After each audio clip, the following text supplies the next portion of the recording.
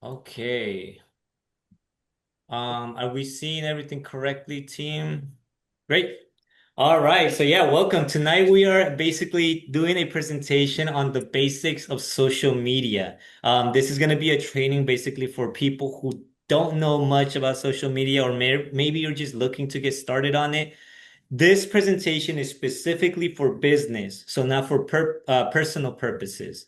Again, the idea behind this is that you learn a little bit about the tools that are available to you for free so that you can help get the word out there for your business and help build a community that would help either create sales, generate community, or just basically have more reach, or even just kind of follow your competitors to know what they're doing and how you can benefit from the things that they do, basically. So it is pretty basic. There's not a lot of super hard information that you can't really digest.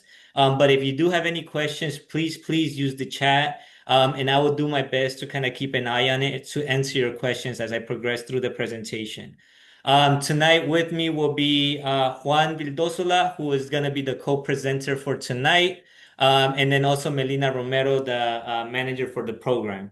And we will do a little bit more introductions on the team once we get to that slide. But I just wanted to let you know of who we are. And then we also have our great interpreter, Marisol, who is here joining us under the title interpreter.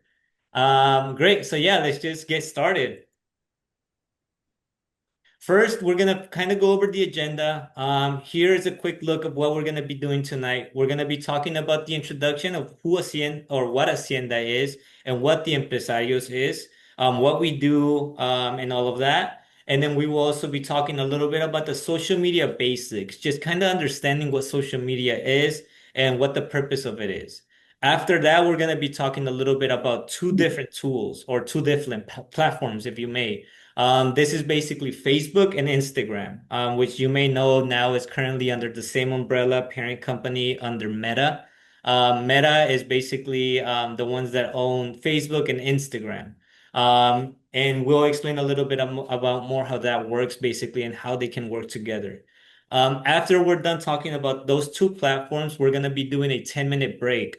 This will give you a chance to kind of, take care of yourselves and do anything you need. In the meanwhile, and then also, once we come back, we're going to be talking a little bit about social media strategy. This is going to be a base level of social media strategy that is basically just going to get you to start thinking about why it's important and how you may kind of get started on that, and kind of like the steps to take to be able to help set you up for success on these platforms.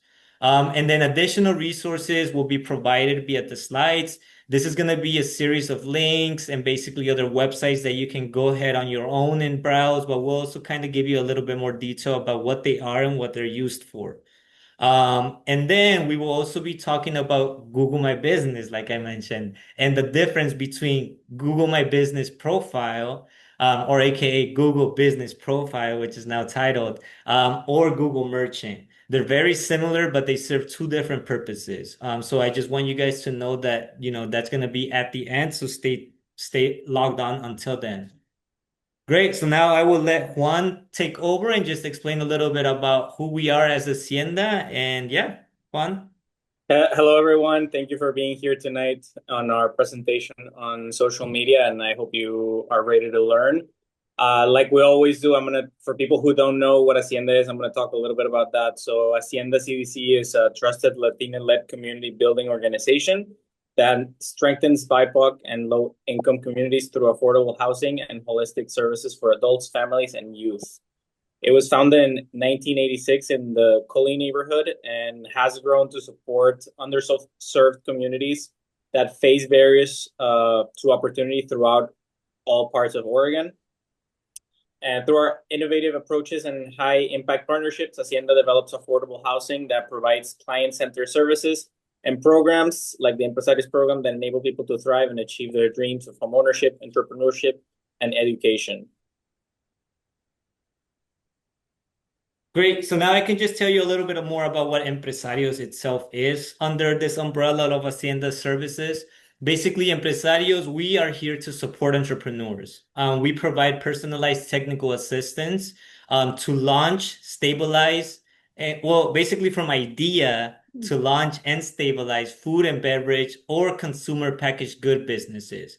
We provide a holistic one-on-one business support to clients along with access to capital and financial coaching, branding support, marketing, strategy, and direct sales opportunities in both English and Spanish. I know a lot of you are here as already clients of the program, but for those of you who do not know about the program, we host a monthly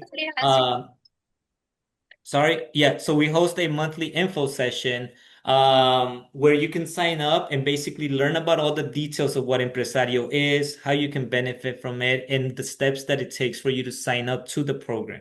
Although we currently have a waiting list, we're actively working on basically working through this list to ensure that you guys are getting the services. But in the meanwhile, we offer services such as this, trainings that are open to the public, which are basically here to help you kind of progress through your idea phase prior to entering the program. However, to enter the program, like I mentioned, you don't need to have a business. You only need to come with an idea, and we will help you develop that idea until you get your first sale or product. And now I'm going to introduce the Empresarios team. So first we have Leticia Cervantes, who is the Director of Innovation. Also here tonight, Melina Romero, the Program Manager. Juan Vildoso, that's me. I'm the business advisor, and Alex Valle, our program coordinator, who's also co-hosting this session tonight. Awesome. All right. So now I'll take over this little part. Basically, so this section is going to be the start of the presentation, and we're going to be just talking or understanding the social media basics. Just to kind of get started first, we want to understand basically what social media is and what the purpose of it is. Social media's purpose is to have reach, right? The idea is to be able to connect with either a community or clients, or to be able to grow a community or grow or gain clients. So what does this mean? This means that you want to be on a platform that has users and that has basically the potential to get your business notability or to get known.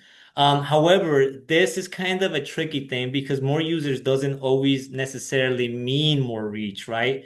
So if you can take a look here, which basically what this graph is representing is the Data Reporters Digital 2025 report, which provides an estimate on the total social media user identities and overall user accounts for major platforms. So I think it's important for you to realize this is that identities and user accounts basically means that these are the accounts created on the platform and not necessarily real people behind these accounts.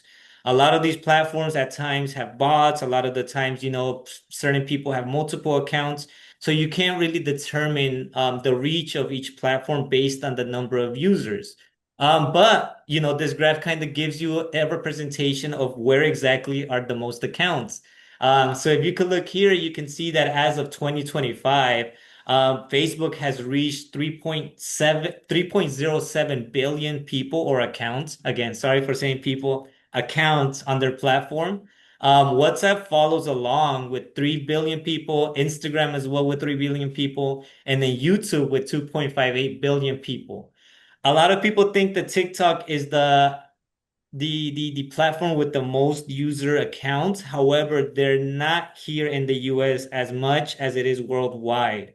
So that is 1.9 billion. And then followed along by again another competitor that is not located in the US, WeChat. They are mainly like an Asian platform. And then Telegram, as well as Snapchat, Pinterest, and Twitter, aka X. So again, the question is, so does more users equal more reach? The short answer is not necessarily.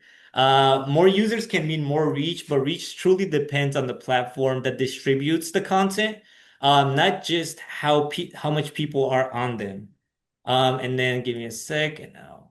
And I want to add that basically like the way it used to be before, if you had a business, you would advertise on like the newspaper or TV or the radio. And like the reason why we're talking about social media tonight is because that has evolved and now you have the tools to be able to do your own advertisements through social media.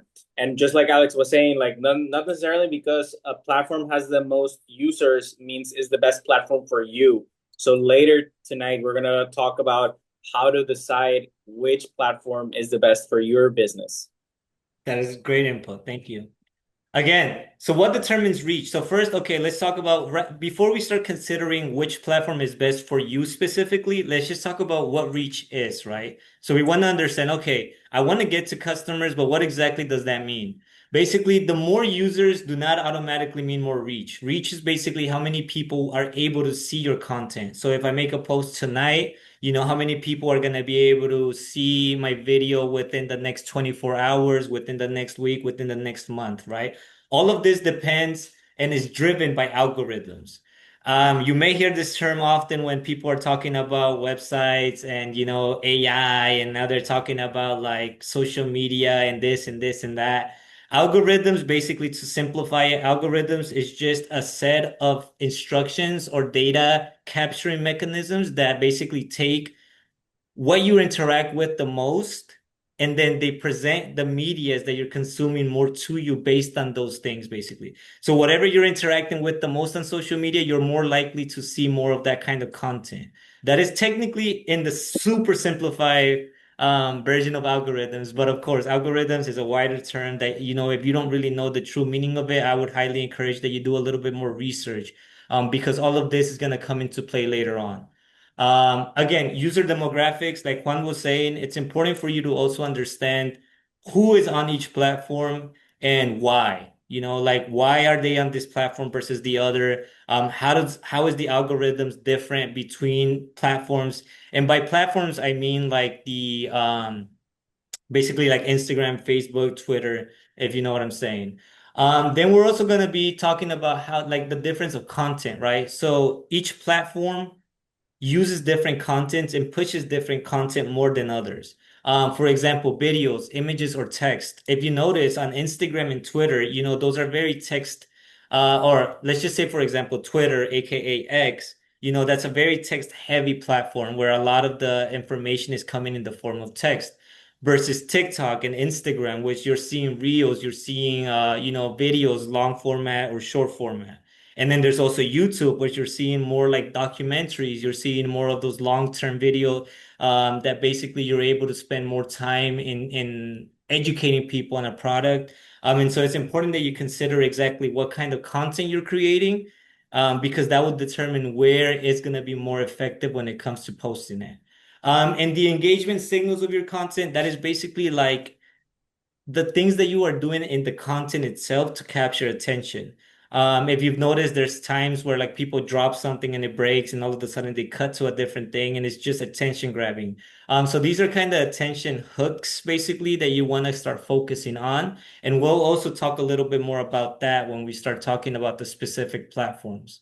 And then, yeah, some platforms push your content beyond followers more than others.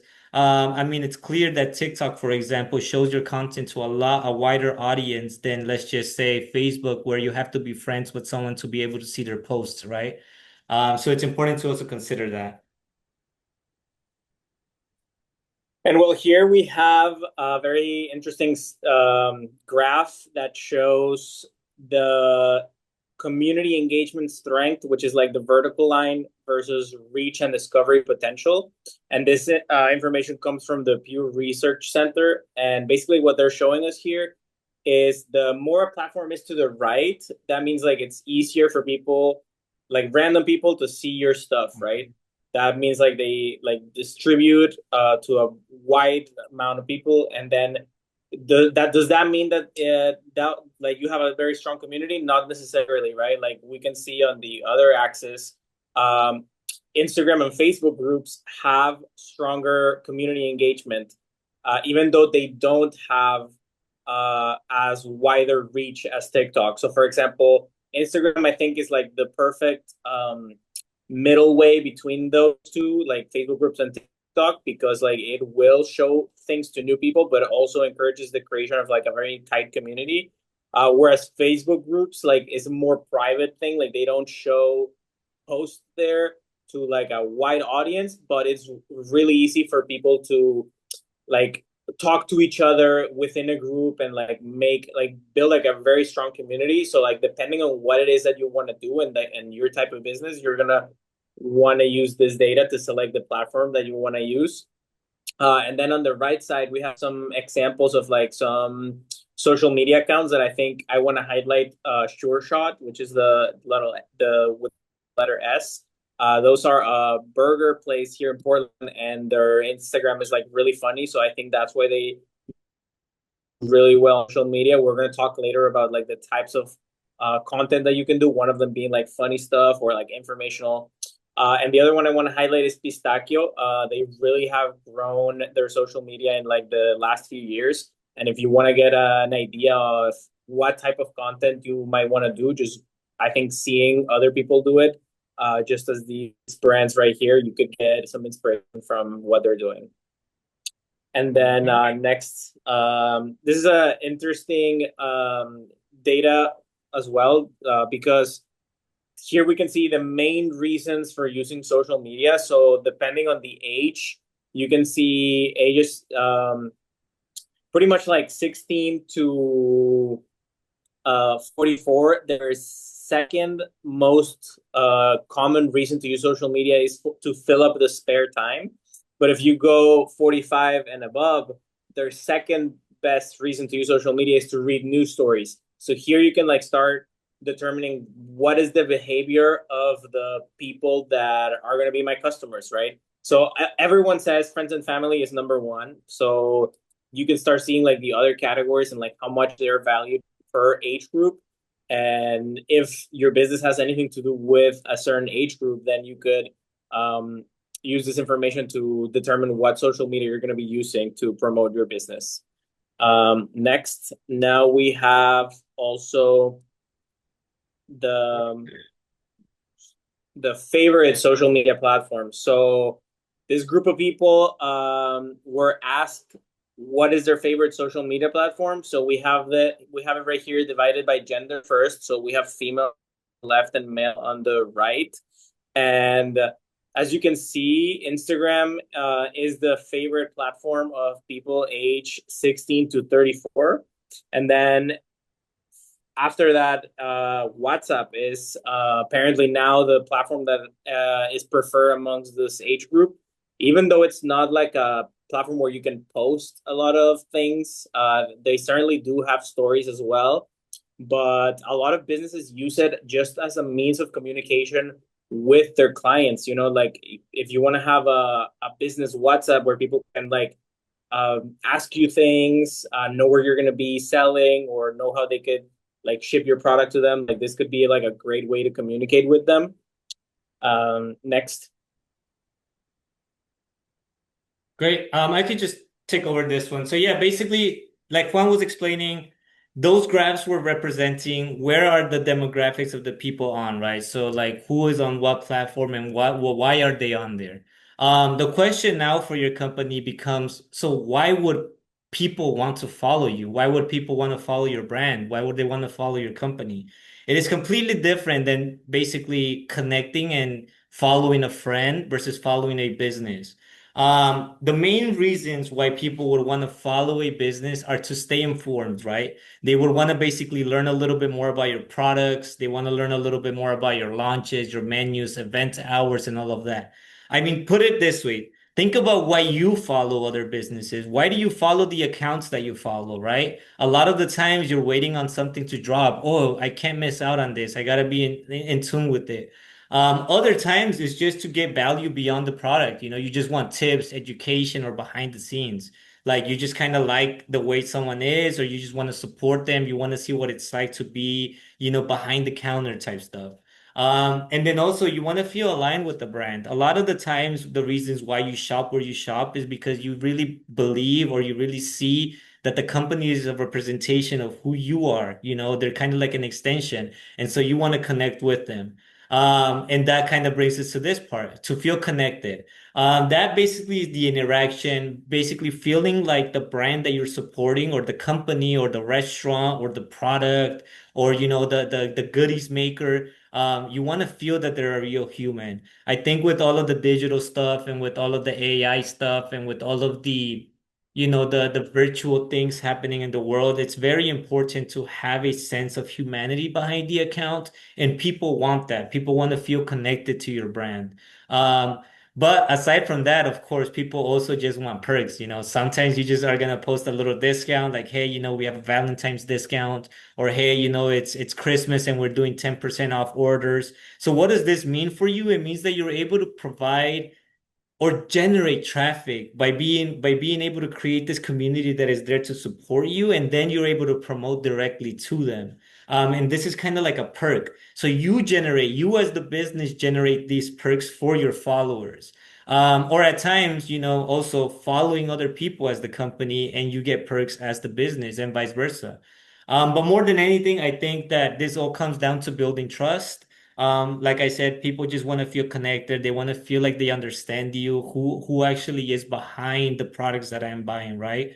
So people follow brands to stay informed, to feel aligned, and to build trust, not just to be sold to. And this is gonna come into play later on when it comes to content creating, because I want you guys to kind of get out of this mentality that social media is there specifically just to sell. A lot of the times when businesses approach social media, we tend to see it more like an e-commerce site where, we're only going to be here to be able to promote our products, to say that we have sales. But in reality, I want you to take it as an extension of your personal account and your personal being, because at the end of the day, you are that brand and you are that company. In very specific situations where you purposely want to remove yourself from the company, it's totally fine to do so. However, just know that this kind of social media management requires a lot more effort to be able to build trust with your followers. And what I mean by trust is that a lot of the people want to actually see that you're a real person that's going through the same things they are, and that you're actually catering to their needs, and that you're fulfilling whatever they need with your product. If they're searching for your food, or if they're searching for a product, a shirt, whatever it is, you basically want them to trust in you versus your competition. And I would like Uh, to add to that, Alex, that yeah. like you're totally right when you say that. Like I think one of the advantages of smaller brands, and is something that we learn at the Fancy Food Show, is that they have this direct connection with their consumer. And that happens like so. Let's look at the data. Like, why are people saying that they want to join social media? Mostly because of their friends and family. So, like, do you follow your friends and your family on your like business account? Like, those are going to be the first people that are going to be supporting you. And then we also have fill up time and news, right? Like, so you want to make also content that's going to be entertaining for people to fill up their time, and like news, like stay informed. Like, it doesn't need to be like the news like of like politics or whatever, but it could be like the new way to eat your product, right? Or like the new promotion that you have. So I think, yeah, like one of the examples that we heard at the Fancy Food Show, we have it on a video, is that why did Pepsi buy Siete? Like they could have just done tortilla chips. Like it's pretty easy. Well, they did it because they want to have the community that already was following them, that like already knew about their story, that wanted to support them. Uh, like that's basically like the most valuable aspect of a business. And if you are a small business, they where you can have that direct connection with people, then it's gonna be way more like authentic and valuable than if it's just like a corporate language and like going through focus groups, and like it's not like as an authentic connection. Mhm. Great. Okay, so now let's just think about when selecting a social media platform, what are the things to consider, right? First, you want to consider how much time do you actually have? Do you have to spend creating content for social media? I got an extra space there. I don't know why. How much time do you have to engage in social media? So it's one thing to create social media, and it's one thing to also be online generating communities. Because social media, again, is a two-way street where you have to give and take, right? You have to build connections as well as people are searching for your connections.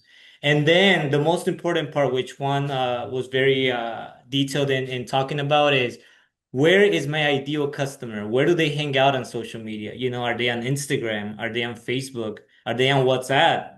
Like, should I be running text message marketing schemes? All of that. And then lastly, do you like being on photos? Do you like being on videos? All of this matters when it comes to generating content, because like we were saying at the start, different platforms push different content differently. TikTok, you majority of the content you see on TikTok is videos. Instagram, you can get away with either or, right? You can see a bunch of videos, you can see a bunch of pictures. TikTok, I mean, yeah, Facebook, the same thing. You see a lot of images, a lot of videos, but also a lot of text. You're able to put way more detail on TikTok. And then LinkedIn, you rarely see any videos at times. A majority of the time is text heavy and images, still images. So all of this matters when it comes to choosing the actual platform. If you only have a few hours per week to dedicate, maybe it's important that you first start with just two. One or two is fine if you have the capacity to do more than venture into more, because of course that means that you're gonna have a wider reach in regards to the kind of communities you're trying to engage with. And so now we'll basically be touching up on Facebook. Facebook is one of the biggest platforms out there. As you guys saw in the initial graph, they basically have the most accounts created on their platform. Basically, the number of active users on Facebook as of right now, accurately, the 3 billion that we had kind of summarized before was a little bit different, but this is 2.963 billion accurately. And then a large group of those people are between the ages of 25 to 34, just about 29%. Gender, there's about 56% male, 46% females, and then no data on other genders. I mean, and then there's also a usual of 30 minutes spent per day on Facebook. And then here we have a little graph kind of talking a little bit more about the advertisement per audience and the potential reach of them. And I want to make clear here the distinction between like the advertising audience, like the paid ads that you do versus like the organic posts that just get shared naturally, right? And I think like here's like a combination of both. You gotta always be able to like do both, like you want to grow your page organically and like follow your friends and people that you know, but then maybe if you have like a special sale or you're going to be at a very important event, you want to use the paid promotion to boost that post and also like reach other people, grow your audience. So as you can see there, the graph we have there is specifically to like paid advertisements, but that doesn't mean it's the only way to do advertising in social media. Thank you, Juan. And then I'm also seeing in the chat that Ruth left a question asking a little bit about AI and basically what the regulations for that are. We don't really, we're working on an AI presentation in some near future as part of Empresarios to be able to help guide you guys with all the regulations and details about that. However, what we can talk about right now is that in reality, there's not many regulations for social media's AI. This means that digital platforms can't really control the content being generated. However, what can be done or what is being done is that there are little flags or little markers that let you know if something is AI generated. However, these are not 100% accurate, so it's very important to use your intuition and your knowledge as a human to be able to determine what exactly was human made and what is, artificially made. I think that I'm honestly, in my personal opinion, I'm pro AI. I mean, aside from all of the things that it does and how it affects, various sectors of our economy and our world and, all of the pollution and everything. Aside from all of that, I truly believe that it is a tool that is here to benefit us. It's just a matter of improving on it to be able to do things cleanly. But to say the least, we are going to have a presentation in some future about exactly what all of this means, what this means for you as a business, how you can benefit from it, what are the resources, what are the competitions, how, like all of that. So just please be on the lookout for that presentation. However, right now we want to just kind of skip on the topic a little bit. I, I do want to add just real quick that there is, so like you said, a lot of AI generated content on social media right now. And there's people that like believe the videos that they seen, like the like older folks that don't really know how to distinguish between like AI generated stuff. Is they're thinking like there things are happening that aren't really happening. So I think like one rule of thumb you could use is just if you're gonna use AI, like make sure that it's not like creating something that is not like really good or it's like very sloppy. Like let's say like the logos don't look quite right or there's something off, you know, like so I think it's great for brainstorming stuff, but then you I think you still need to like put in some like human retouch and like refine what you're doing as opposed to just like make like having it generated and then just post it as it is. I think um that's where you see like a lot of people kind of like be turned off by it because they don't see like any value in um just like some random thing that is generated that's clearly generated by AI that has like a bunch of mistakes that like people didn't really put like much attention to it because it allows you to be really lazy with it and just like yeah, so warning like just try not to do that, right? And verify your sources. Like if you do happen to see something and you're just not sure if it's true or not, go to other sources and verify it. See if it's the same. See if the image that you're seeing is not an altered image from an original source.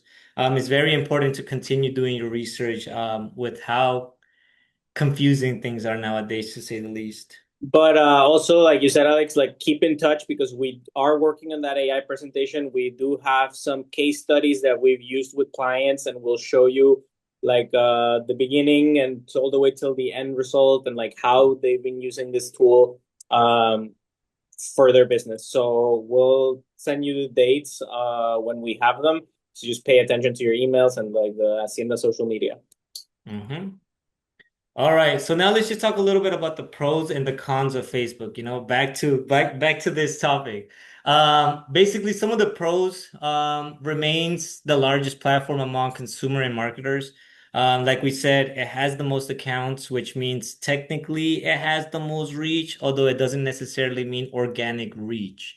And you as a business, what you want to generate is a consumer base of people who are supportive and actively supporting you, not just people following you. You want followers that are supporting you and that are actively liking your things, actively resharing your things, creating content for you, and all of that, right? Facebook accounts are a bulk of Meta's ad revenue versus Instagram. This means that with so many accounts, of course, if you put like $50 into a paid advertisement, logically more accounts are going to see it from the Facebook side of things because they have a bigger pool of eyes. But this doesn't necessarily mean more generating of sales and all of that.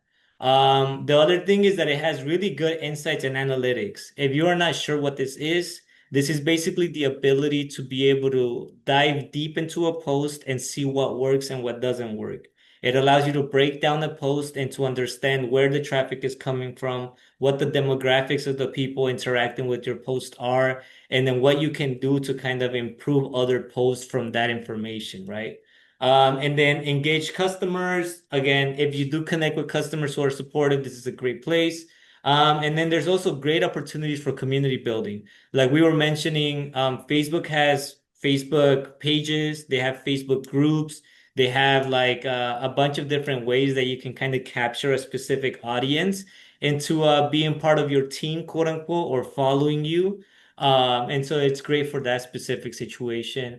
And then as well as they have a good reputation management, it's by Meta. Everyone trusts Meta, so we know that it's gonna, well, I don't know if everyone trusts Meta, but everyone who uses Meta has some kind of trust in using them, as you know that they're gonna do everything they can to try to keep things in line with legal issues per se, to say the least. Cons. It is a social media network versus a business network. This means that again, the main reason why Facebook exists is to create social networks, which is part of kind of like the old name, and it is not to make sales. Or originally it wasn't designed to make sales. So yeah, just keep that in mind. It's a social network that you can use to then drive traffic to those other platforms that you're using to make these sales, such as Shopify and other options.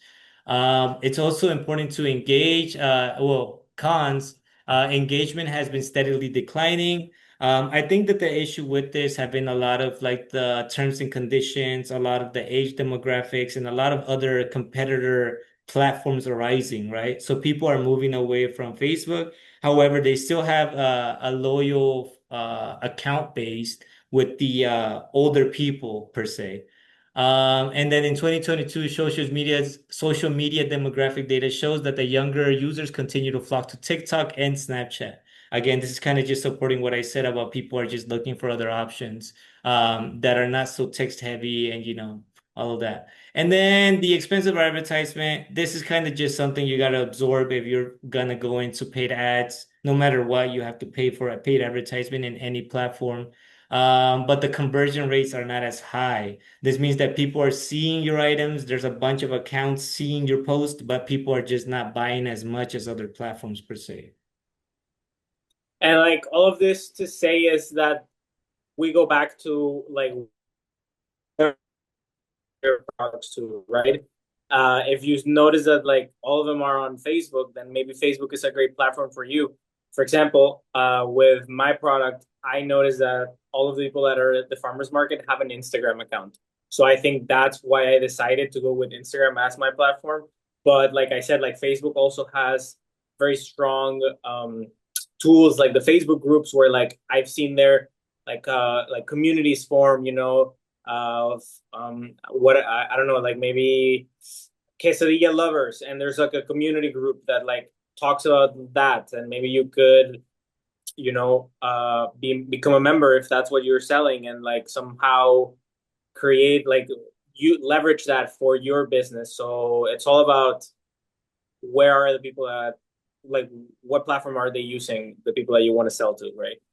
Basically, the same thing that you do in a business where you find your target market. That's what you're basically doing on social media, right? And I see the CC, you had a question that Melina answered. I just want to repeat it for everyone to have a chance to listen in. Basically, Sissy asked, Meta is the Facebook's AI. Do you have to create a Facebook and a Meta account? The answer is no. Meta is basically the parent company that owns Facebook, and that owns Instagram and that owns Snapchat. So similar to how other companies get bought out by bigger companies, like the one that Juan was describing. I think it was Pepsi buying out Siete. Certain bigger companies who work under a bunch of investors and a bunch of lobbying and money have the opportunity to buy out their competitors, whether that is to dissolve them or whether that is to improve them or to integrate them into their already existing platforms. What this means, though, is that specifically for Meta, and we'll talk a little bit more about it. You can actually connect your accounts via Meta so that when you make a post on Instagram, it will also be made on Facebook and now this other platform called Threads. So with one post, you could basically post it into three different platforms. But of course, that takes quite a bit of integration and connecting your accounts and a little bit more of knowledge to be able to do it that way. And I think that's a great option for people that like don't have a lot of time, Mhm. like you're already running a business, you already have to do like your preparation, your inventory, your accounting, like, and you don't have time to do social media. Well, if you connect your accounts, you could do like one single post that gets posted in all of these different spaces. And then as you go over time, you could see what type of posts are performing better and what type of platforms, and that could also help you narrow your focus when you're going to be posting. Right. Correct. And so yeah, so now that we're talking about posting, now let's talk about like what are the best times to post on Facebook. This is data that we basically got from Sprout Social. The best time to post on Facebook is basically either in the morning to 1 p.m. This is when people are, getting up or, going to lunch. And then basically the best days to post on would be weekdays. The worst days to post on would be Sundays. And if you think about the nature of humans, most likely Sundays because people are relaxing doing other activities, whether it's with their families or, just relaxing watching TV or whatever it is. Usually Sundays are more like a disconnect, versus the weekdays where, maybe you're at work and you're just kind of, kicking your feet up a little bit and just kind of browsing a little bit. Or maybe you're just on lunch and you just happen to be, finally disconnecting from your emails and you're like, hey, I just want to see what my friends are doing. Um, all of that and all of those social constructs and social what do you call basically what we do as humans, all of those things come into play when it comes to determining the best times to post. So consider that when you're making a post for your product, if you're posting specifically to reach an older demographic, then perhaps you want to post a little bit later. Or maybe if you're trying to reach a specific group, yeah, you basically have to consider a bunch of things when it comes to figuring out your target markets, and there's a bunch of tools online too that can help you determine all of that. If But you're yeah, gonna here be are some of the times. if you're gonna Well, be doing breakfast tacos, maybe you want to post in the mornings, like to get people hungry for your mhm, stuff. exactly. All right, so now, Juan, do you wanna? Yeah, so here we are going to see a bit of the content guidelines for the Facebook posts. So we have an example right here. The ideal character length is 40, so like 40 letters. The ideal video length is 2 minutes or less. People don't really want to spend more than 2 minutes watching a video. Just like the attention spans are becoming less and less every time. So also like that implies that the hook of the video has to come really early too. There's this content creator that was making videos about like his pottery, and like the first second of the video was him dropping all of his work on the floor, and like that catches your attention instantly, and then like he proceeds to like do the rest of the video, right? So take that into account. If you only have 2 minutes or less, like the first few seconds have to be very attention grabbing. Ask questions like that helps people engage with your post. If you ask what's better, pepperoni or pineapple on pizza, like people are going to like talk in the comments about that. So that's why it's important to ask questions. Go behind the scenes. People love, like Alex said, like authenticity. So if you're showing how you make your product, if you're showing like, I don't know, maybe like a difficulty that you had, I think Pistachio does this really well on their Instagram. Whenever like something that's like a bit of a challenge for them happens, they just kind of document it, and like that helps you, like it gives you a little bit of a journey, like a storytelling aspect of it. Post videos and product photos. That those are just types of posts that do really well. Share infographics, also that showcase your personality. Like we said, like you are your brand.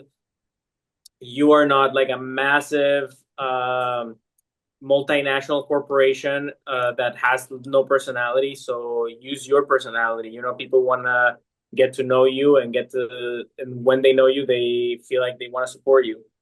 Also, you can run contests and giveaways.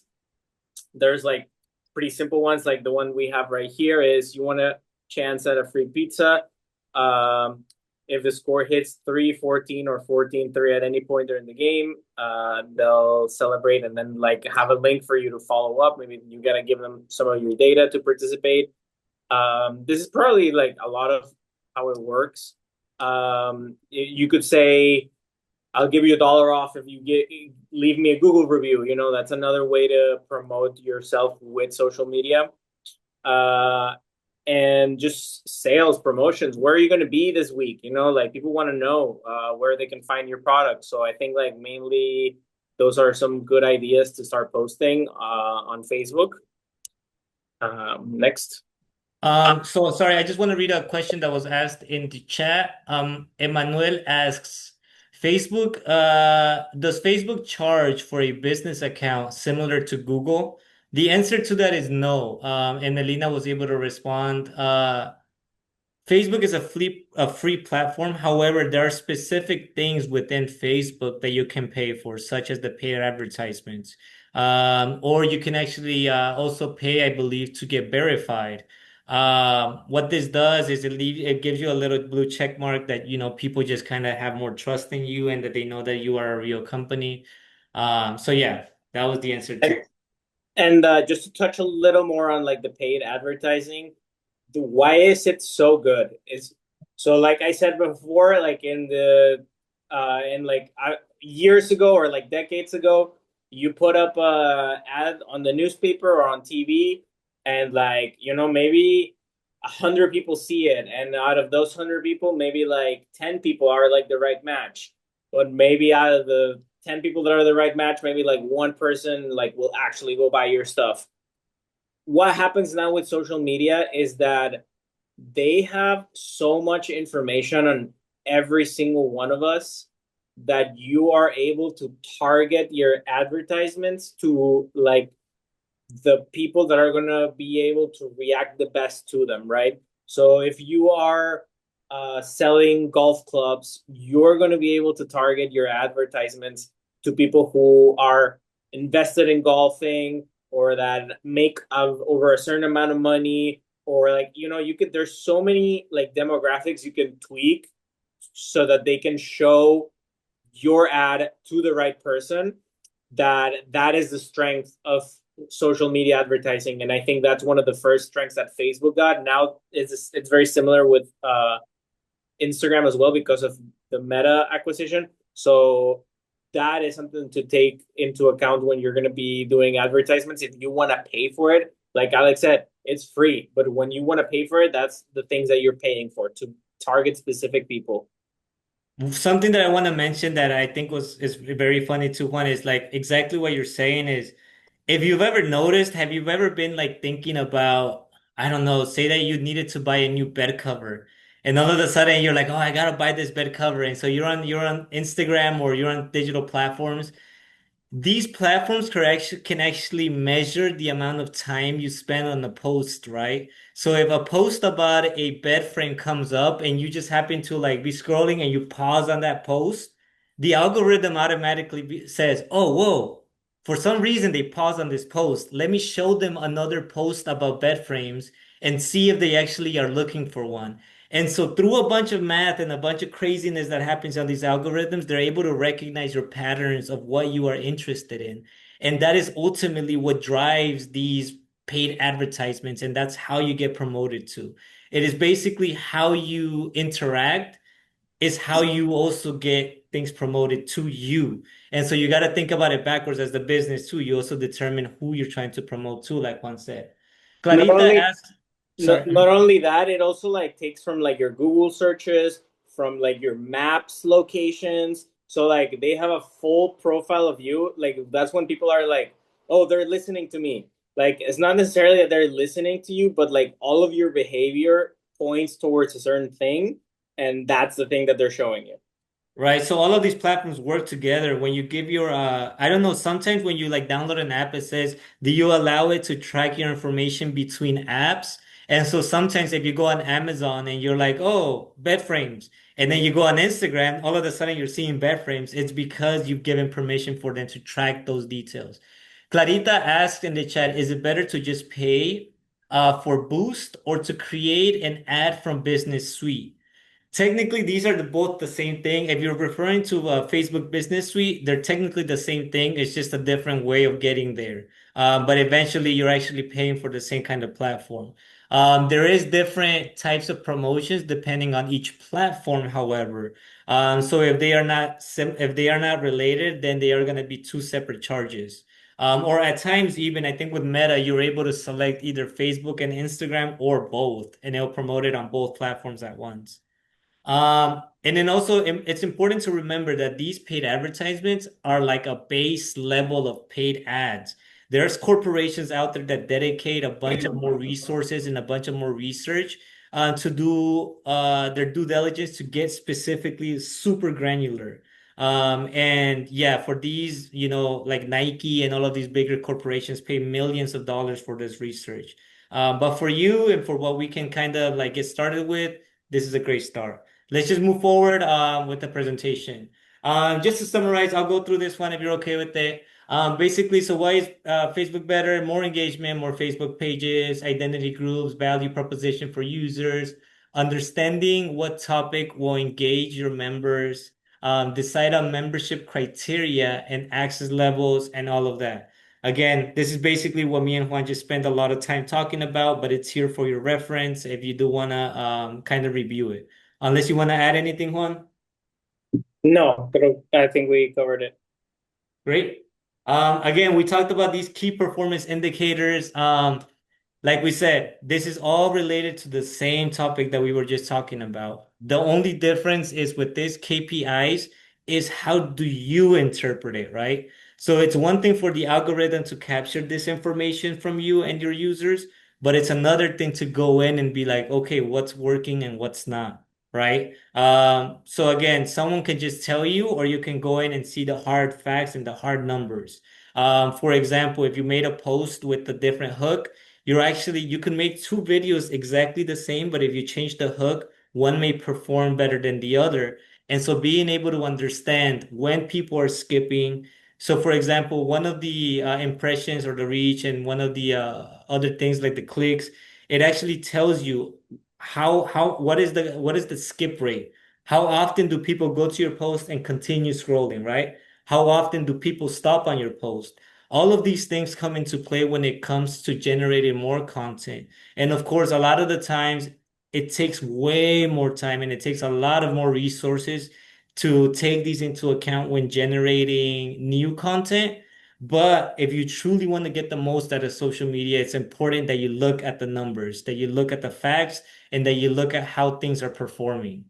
Like one example of like a KPI, like for example on YouTube, when you upload a video, it'll tell you until what part people are watching it, and then like if there's a certain minute that a lot of people are dropping, you can then infer that like that part of the video may be boring and you need to tweak it. Another thing you said is like, yeah, you can just do like a little change, upload it again.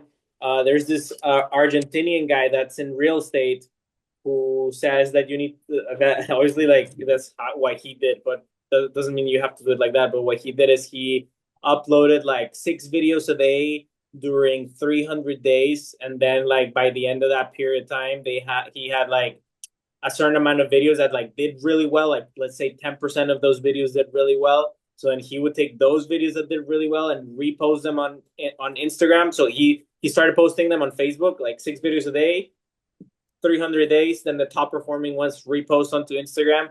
And he says that by the time you do that, you're going to become like the number one social media account on whatever field that you are, whatever industry that you're in, right? So maybe that's like a good experiment if you have a lot of time to do videos. If that could probably, and I think it does sound good to me. You know, it's like a solid strategy to me. I think it's solid too. And the other thing that I think to bring up in that topic is that remember that there are no rules to social media really when it comes to what you're posting, how often you're posting. No one says that you can't reuse old content and repost it again today. No one says that you can't copy someone's style of video and then recreate it. If anything, we encourage you to go ahead and look at your competitors and to see what's working for them and apply it to you. Of course, with your own twist so that they know that it's your brand. But let's move forward. So now we're gonna hop into Instagram. You wanna, you're muted, Juan. Sorry, we have here some demographics and usage of Instagram. So the number of monthly active users, which is self-reported, is 2 billion. There are other reports, like you've seen all around this presentation, like there are conflicting numbers, but you could get a pretty solid like eyeball of like how many people are in which platform. For Instagram, the largest age group is younger than for Facebook, which is 30% of people are between 18 and 24. More male, 51.8% versus female. No data on other genders. And they said they spend 30 minutes a day on the app. I'm sure their screen time report will say something different. Uh, so we can move. There's a question in the chat being asked, and this was about Facebook, so I just want to address it before we continue.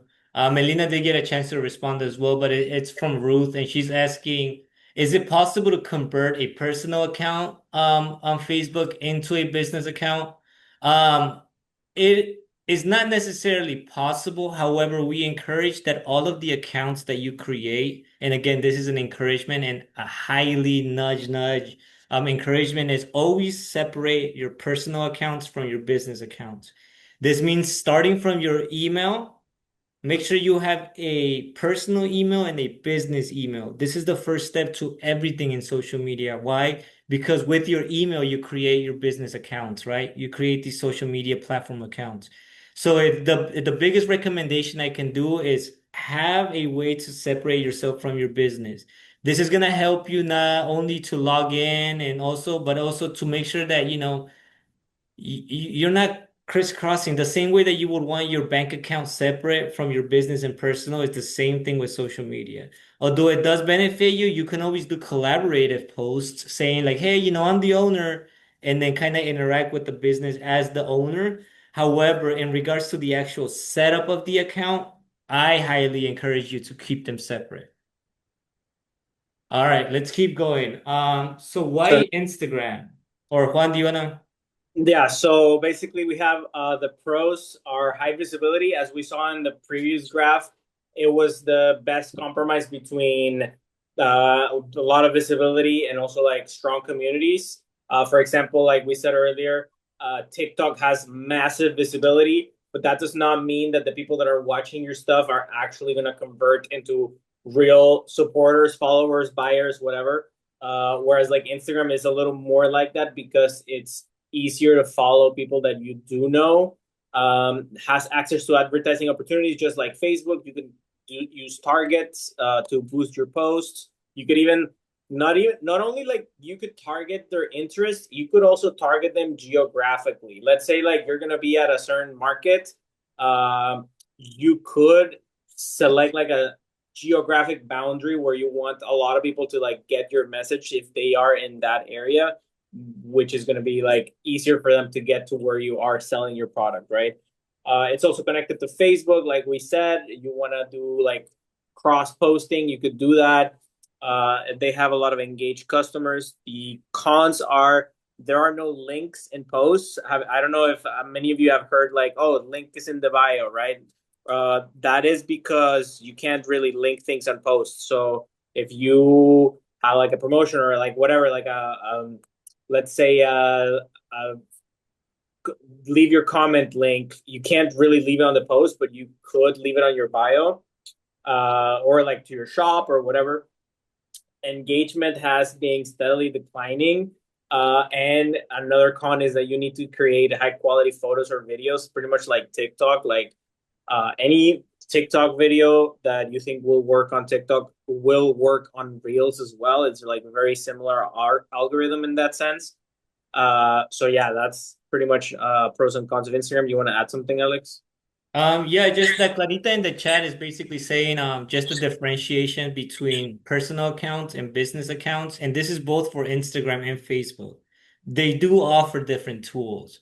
However, I just want to clarify, Clarita, to switch from business and personal accounts, you don't need to necessarily delete your account and restart it. There is the option to just switch your account type, which will give you those tools. But what I was referring to is that it's important to completely start separate, so that this way, you keep it a little bit more organized. And talking a little bit more about like the personal versus the business account, I just want to say like something that happened to me. So I have my business account for my business, and I was trying to do this Instagram post, like a story, but it was not letting me use a song that I really wanted to use because I had a business profile. So what I did is I just reverted it to a personal profile, and then they let me use the song, right? So I think like there's cases like that where like one versus the other would be better. Like of course, like the business profile has like way more KPIs and analytics that you can really go into. But like that really depends on like the usage that you want to give it. Like for me at that moment, I wasn't using those features as much, so I was like, you know what, I'd rather just use this song. I'm going to transform my account back to like a personal account, but it is the business account. It's not me, right? Mhm. All right, let's move on. I can just, there's basically the same thing as we did with Facebook. This is just a quick breakdown. Same website, same source. The best times to post on Instagram are again that time between 8 a.m. to 1 p.m. Although I've also been seeing a bunch of newer data that specifies after like 5 p.m. between 6 to like 7, once people are out of work, is also a great time. And again, it's important that you use your analytics to determine what works best for you. This is a general base, this is a general data being withdrawn from a wide pool of accounts, people from different backgrounds, people from different schedules. So it doesn't necessarily mean that this is what your clients this is the best time for your clients to see your content, right? That's why it's important to always see when you're posting a post, how it's performing, at what time you posted it, how many people clicked on it, and all of that. And that's the base and the premise of understanding the insights of a post, starting with the time and how it performs based on the time. Again, it's going to be here for your reference. I'm not going to read all the details, but you can come back to this. We also have here some content guidelines for Instagram. Like we said before, don't put links in your caption. You'll be able to put the link there. It just won't be clickable. Mhm. So don't do that. Put them in the bio. You can add up to 5 links in your bio, including your Facebook link. Or if at the end of the presentation, we also have a list of resources. One of them being Linktree. Linktree is like a collection of links that if you just click one link, then it'll take you to all the links that you have. For example, it's just one link on your bio. You click on it, and then you can see the link to your shops, the link to your different social media accounts, the link to maybe like a newspaper article that you were in, or whatever you have. Like many, if you have many links, it's a great way to just have them handy for your customers. Your bio length is 160 characters. So you can see like it's a little more permissive in like in terms of like how text heavy a post can be as opposed to Facebook, which was 40. You can do 5 hashtags in a post, is what like people are saying usually works best, like better than doing like a lot of more hashtags. Ideal caption length is 125 or less. Username up to 30 characters. You don't really want to have a very long username. One cheat code that we have here in Portland is just adding PDX to the end of whatever your business is. So if you can do that, then you can secure like a pretty short handle. So you could also vary your type of content. There's reels that are like TikToks. There's posts, which are like just a photo.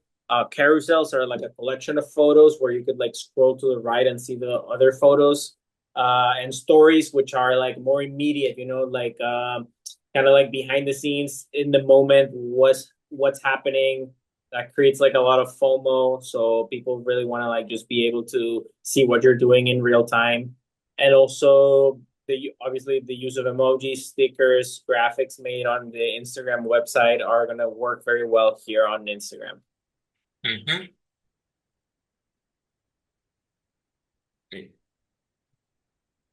Uh, All right. I'll read the first five and then pass it on to you, Juan, if it's okay. All right, let's just talk about some tips for videos.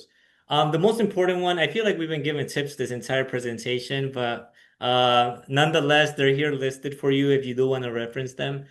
First of all, be authentic, right? So you want to basically not seem fake. You don't want to come off as someone trying to make up a story that is not real. And I mean, think about it how you perceive things, right? When you see a post, you can kind of tell when someone is acting and when it's real. That's the similar thing that you want to do, right? But except the opposite. You want to be trusted. You want to be real. Do flexible scripting. When you are gonna do fake content, try to make it quality content, things that people know is scripted, but it's scripted for a reason per se, right? Things that actually don't just look janky or, like you're lying basically. Invest in a basic setup, a simple ring light, a tripod, or even just like a separate phone with a better camera for you to record better videos. Usually most people who start creating content start with their mobile devices. And so invest in a good phone that, has a good camera or at least something that will get good video for you. Jump on trends. There's always trends that happen randomly. Even if you see one, it's important to just try to do them as soon as you see them. Like I said, it's okay to replicate content. It's okay to steal concepts and to do all that. Yeah, just make it your own and make it on brand. And then also try live features, try going live on Instagram. Let people have the opportunity to connect with you directly and not via your controlled posts.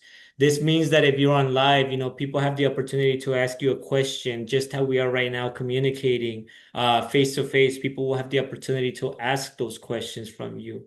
And this will more or not allow them to kind of create this sense of community and trust with you. And they are more likely to continue supporting you or your brand. Yeah, one of the good ideas you gave me was to go live while I was just making some salsa. Like that is something you could do. If you're doing like some food prep or something similar to that, you could just turn on the live, start talking to your audience. They could ask questions. Like that is a good way to make them more engaged in your product and your brand. Have fun with stickers and filters. Choose a few options. Try, so the videos look consistent or like branded even. Using them boost visibility in Instagram's content recommendation. So let's say if there's like a filter that is being really popular right now or is like part of a meme, if you hop on that trend and use that filter, that is going to be more recommended than if you just made like a video without the filter. So always be paying attention to like what the trends are. Focus on the first 3 seconds. Like I said, if they're not compelling, people will scroll away. If you could if you can script your videos so that like in the first 3 seconds, something eye catchy, amazing, like whatever, something that's like just attention grabbing happens, then it is more likely that that video is going to work better and have more views and like grow your page more. Um, Also, just pay attention to your analytics. What performs well? If you see that something is performing well, then do more of that. If you find out that like short videos of explainers are doing really well, then do more of those, right? If you are doing recipes, then you feel like those are working well, like you can see that on the analytics and do more of those. Uh, and that's a little bit of what I said earlier about like the 300 videos or whatever, like the best ones you can repost. Just take the most you can from what works, right? Make a lot, most of the video on the app. The apps have free editing tools, and I think it also encourages them to be shared more if you edit them on their app. And don't overthink it. The best videos are just authentic, lo-fi. If you just grab your camera and like start recording, talking to the camera, maybe telling them the story. That doesn't mean you don't have to like it doesn't mean it has to be like a bad video that you didn't like think about too much, right? Like you could make like a scripted video and then just grab your camera and make it look lo-fi, like make it look authentic, even if you like put a lot of work into it behind the scenes. Um, yeah. Great. I see on the comment section that Sissy basically made a comment that the new rules for going live are you have to have 1K followers. I am not too sure on the new rules. There are a bunch of new terms and conditions that just went out like within this month, both from TikTok and from Instagram because of the acquisitions of the companies. So I do kind of need to review that. However, I go on TikTok live without 1,000 followers yet. So maybe TikTok not yet, but I'm not too sure on Instagrams because I've been over that limit for a while now. But I have been able to go live. However, again, you can always do your quick research. Just hop on Google and find the terms and conditions, see what works, see what doesn't. It's important that all of the information that we're giving you is only kind of like a guide and not, not like a Bible that you stick to. So always remember that, you're more than welcome to go out and do your own research to see what's working and what is up to date. Because even by next month, this presentation may be out of date with how quick social media and terms and conditions change. Let's move forward. All right. So Instagram, again, this is a quick summary. We've talked about all of this. Reach impressions, link clicks, social shares, video views, retention rate. story reach rate, tapping forward rates, tap back rates, reply rates, exit rates. All of these are KPI metrics that you can take a look at, right? All of these are things that you can use to consider your next post, or that you can basically use to assess what worked well and what didn't. Oh, it looks like it went into effect August 2025 for Instagram. Thank you, Sissy. Yep, I was not aware of that. All right. So after all the talking, after all of the information, I know it's a little bit heavy, but we finally do get to take a 10-minute break. Again, you are more than welcome to turn off your camera, make sure your microphones are muted, but do not leave the meeting, please. Just put your phone down, face it down, do whatever you need. Don't leave the meeting, and if you do, make sure you come back via the same link that we shared initially. I will put a timer on the screen that you will be able to take a look at. And I will also make an announcement once we return. And when we return, we're going to be talking a little bit more about social media strategies and how to create one, and what kind of things you got to start thinking when thinking of a social media strategy. So great. I will see you guys just around 7 to 7:05. All right. If you can hear my voice, please start coming back to your screen. And if you can't, I'm gonna telepathically tell you to come back. Alex, I was thinking we're all gonna have advertisements for bed frames now, after Oh, I was talking about it so much and using that phrase. watch, watch. No, it's How really many? interesting. I think that, like, I always used to be like, what the heck? But the truth is that iPhones and mobile devices actually do use your microphone to constantly listen to you via the form of Siri and all of those other, what do you call Yeah, them, assistants. I get ads all the time when I talk about stuff, so I imagine I'll get one for bed frames for sure now. Okay, let's see. Let's give people a few more minutes, 2 more minutes to start. I think we're perfect on time too. Stretch a little. All right, if you guys are in the chat, and Melina, maybe you can let me know. If you guys could leave a thumbs up, if the cameras are on. I'm only seeing my share screen, so I'm not too sure. Just let me know. Maybe just leave a little comment.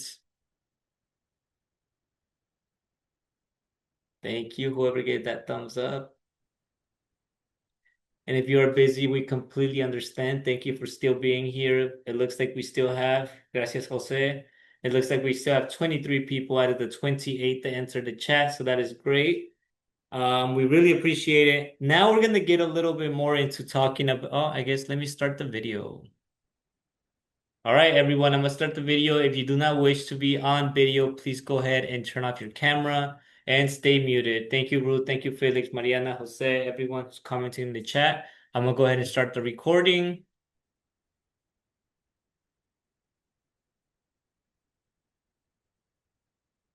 All right, so now we're gonna get started on talking a little bit about social media strategy. So as we started the presentation today, we kind of talked a little bit about what it meant to be on social media, right? What does it mean to have this connection between business and clients, and how can you build those connections via the forms of platforms and different ways of promoting to these people based on your target demographics and your target markets, and understanding where exactly do these people um what platforms do they actually use, right? And what are they on? Now we're going to talk a little bit about more of the back end of things. Now that you already understand where your target market is, now that you already know that, okay, Instagram is for me because of the age demographics, because my competitors are there, because it's the one I know how to use, because it's the content I want to make. Now that you understand that, now we're going to talk a little bit about what goes on behind the masterminding of all of this content, right? And so these details, again, just use it as a guide, not necessarily something that you have to do for your business or a Bible that you have to swear by, and it's the only way to do it. These are only our opinions, the opinions of Juan and I, based on experience, based on the various points in our lives that we got to learn these things. So again, just take it with a grain of salt and also realize that you can always do your own research. And if anything, we encourage that you go out and do your own research for your business and that you apply these tools to whatever way you see best fit for your business and not so much as the only way to do things. We do want to ask a few questions. We want to kind of get your input. We want to kind of understand what exactly you know. So we are gonna ask maybe from one or two or three people, and Juan or Melina, you guys can kind of see the thumbs up or hands up. Is there anyone that wants to chime in or put in their opinion as to why you need to have a social media strategy? You can like just unmute yourself and talk if you prefer, Or write it in the chat if you or also. write it in the chat. But we are gonna wait on someone to respond before we continue. I do want to hear from you guys. Hi, this is Clarita. Hi, Clarita. Well, as business owners, we need a strategy for everything. So I think understanding the social media and how to create a strategy for that, it is totally different than just do TV or radio, or maybe it's totally different. So I think it's it's very important. Mm-hmm. Great. Thank you. Thank you for putting in. I see CC says it's a free way to advertise for yourself. That is correct. That is completely correct. It is a free way to advertise. However, these strategies are, like you mentioned, CC, are ways that you can create content with the focus in mind of reach, with the focus of it being performed or perform the best it can using the algorithms, using like the planned posting, scheduling your posting. It's basically how to get the most juice out of these platforms, right? So yes, you're completely correct. It is the free way to do it. And I think I mean obviously if anyone wants to chime in also like feel free to like say something or write in the chat.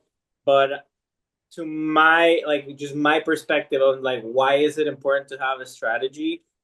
It's because it's gonna be really easy for you to post and ghost. Let's say like you are really energized right now and you really want to work on your business and you do like three posts, right? And then you are burned down and you forget about it and you don't post ever again. That account is gonna not be as promoted as much as an account that does have a certain level of consistency to the posts that they're making. So I think this is like a number one thing of like why is it important to have a strategy? It is because you're gonna be able to output consistently as in instead of like you just felt inspired that one day you did that one post, now it's been 6 months and your page only has one post, right? So I think that's to me like the main reason why you want to have a strategy. That is a very valid point, Juan. Refugio also adds to get to know your business. I think one also to your point is basically to prevent burnout. I think that a lot of the times as business owners, like Juan mentions, we get caught up in our lives, whether you have a job, whether you have a family, whether you have various kids, maybe you work at night, maybe you work in the mornings and you sleep in at night, whatever it is, right?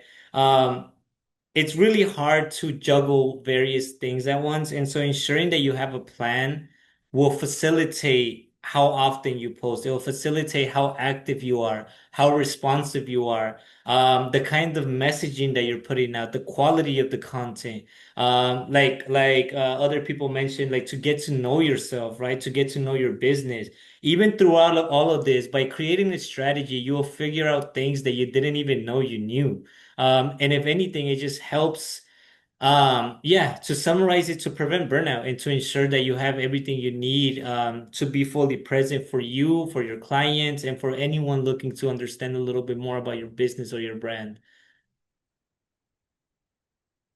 Here are a couple different things that we found that we thought were very good points as well. It's very important to have a social media strategy to expand reach. As we've been talking about, right, earlier, the main point of social media is to connect with others, and to allow others to be able to find you.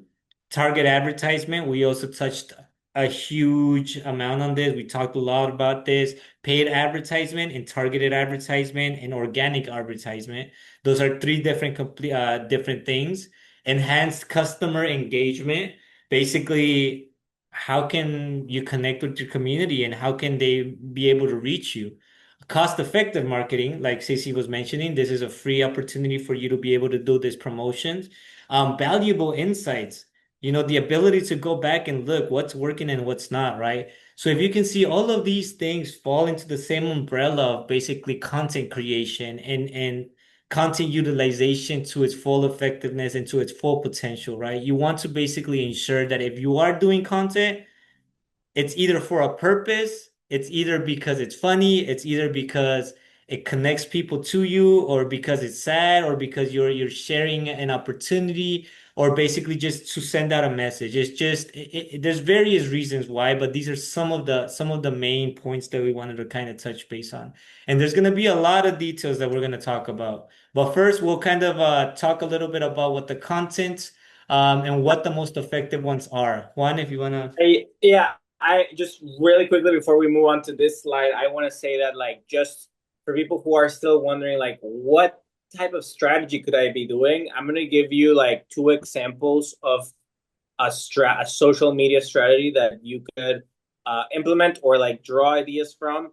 One of them would be, let's say that you are going to be at a pop-up market every certain amount of time, right? So you then might want to do a post every time that you're there that gives you some consistency, some consistent posting, or like every month you want to advertise where you're going to be at, right? So every month you make a post where you say where you're going to be at. Or another thing could be like very easy, like every year there's certain like themes and holidays, like September is like Mexican Revolution, and February is like Valentine's Day and love, and December is Christmas. So like you could potentially make one post per month on the topic of each month, and then you already have a calendar, right? So those are very simple, two different strategies that you could start using right now to plan out your posts. Now, And then CC asked in the chat, when do you recommend doing daily drops, weekly drops, or 2 times a week? And then Melina also Juan responded, whatever the amount feels most sustainable to you. That is very true in regards to how much you create content. However, it's important to kind of also reflect on the things that Juan mentioned earlier with that example of the person creating 6 posts a day, right? The more content you create, the more data that you have. The more data that you have, the more things you can go back and analyze to see what's working and what's not, right? If you only have one post a month, well, you're not too sure if it performed well or not compared to other posts. But if you have 120 posts in a month and you're able to see that this one that looks just like this other one and that looks just like this other one performed better than the ones that look different, well, all of a sudden you got like this data that you can analyze and be like, okay, well, that seems to be reaching my target market. Let me go ahead and create something similar to that.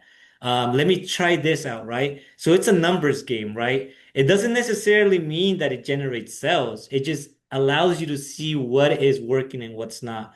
At the end of the day, is whatever fits your schedule, whatever fits your capacity, whatever fits your skill and knowledge base. So truly it's kind of tough to say when do we recommend to post.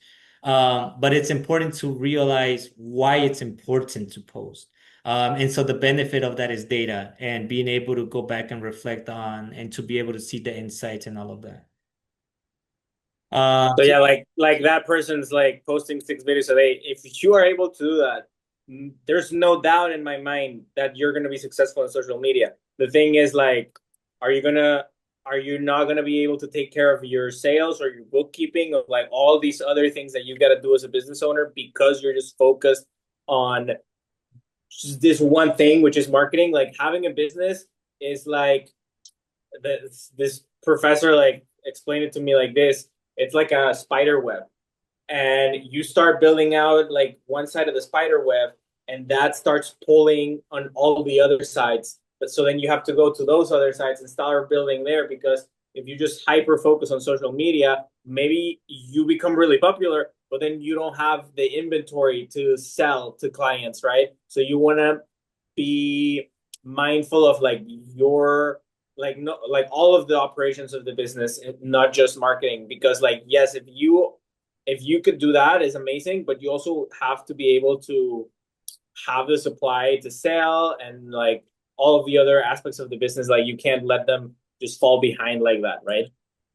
Mm-hmm. So here we have the top 5 contents that are most effective on social media. And like we said earlier, what are the reasons that people are on social media, right? Some people are there to connect with friends.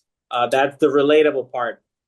Some people are there to fill up time. That's the funny thing or the trendy. The authentic also falls in line with like friends and family, right? And then the other one is the interactive content, like things where they could um, participate, right? People love to say their comments, give out their opinions. Like those are, in fact, the types of posts that like get promoted the most, the ones that have most engagement, to the point where like there's things now, like I don't know if you heard about like rage baiting, which is like saying that um like breakfast burritos are the worst thing ever, and then like you have people be like, oh no, the breakfast burritos are the best, and now like there's like a fight in the comments, and like that post gets a lot of views. Or like the vague posting, which is like you say something like really vague, like oh um people really need to know this thing about these burritos, and then like you don't say what the thing is, and people are in the comments like, can you please tell us what the thing is? And like that also generates a lot of engagement and like makes the post be more visible. But like here, like these um, types of contents are things that you can define based on like the personality of your brand. Like not necessarily the personality of you is the same as the personality of your brand, although in many cases they do align. But this is something that you can also think and like preparation for like your branding and all that, like what type of personality or what type of voice you want your brand to have, and then based on that you decide what type of content you make. You know, like for example, the example I gave earlier for Sure Shot, if you go on their Instagram, their posts are really funny. So like they are making funny content, and that's why they're doing so well on social media.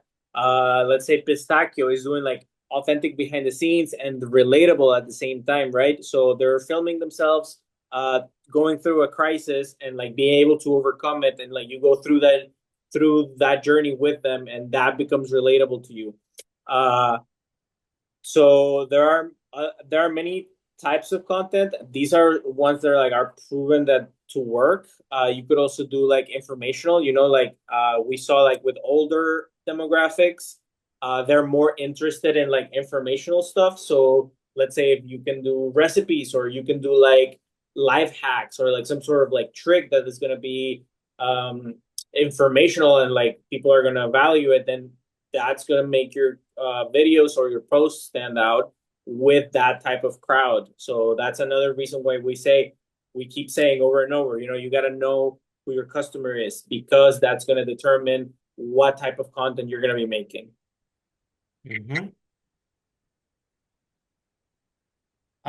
So when planning your social media strategy, there's a lot of things to consider. And we're just gonna go through them one by one. First, you want to basically understand your goals, right? You want to know why are you posting. Like Juan said, you want to understand who your brand is versus who you are. I think this is an important part in today's world with everything being so on the edge. And people kind of like on different sides of various topics. It's important to know how do you want people to perceive you, right?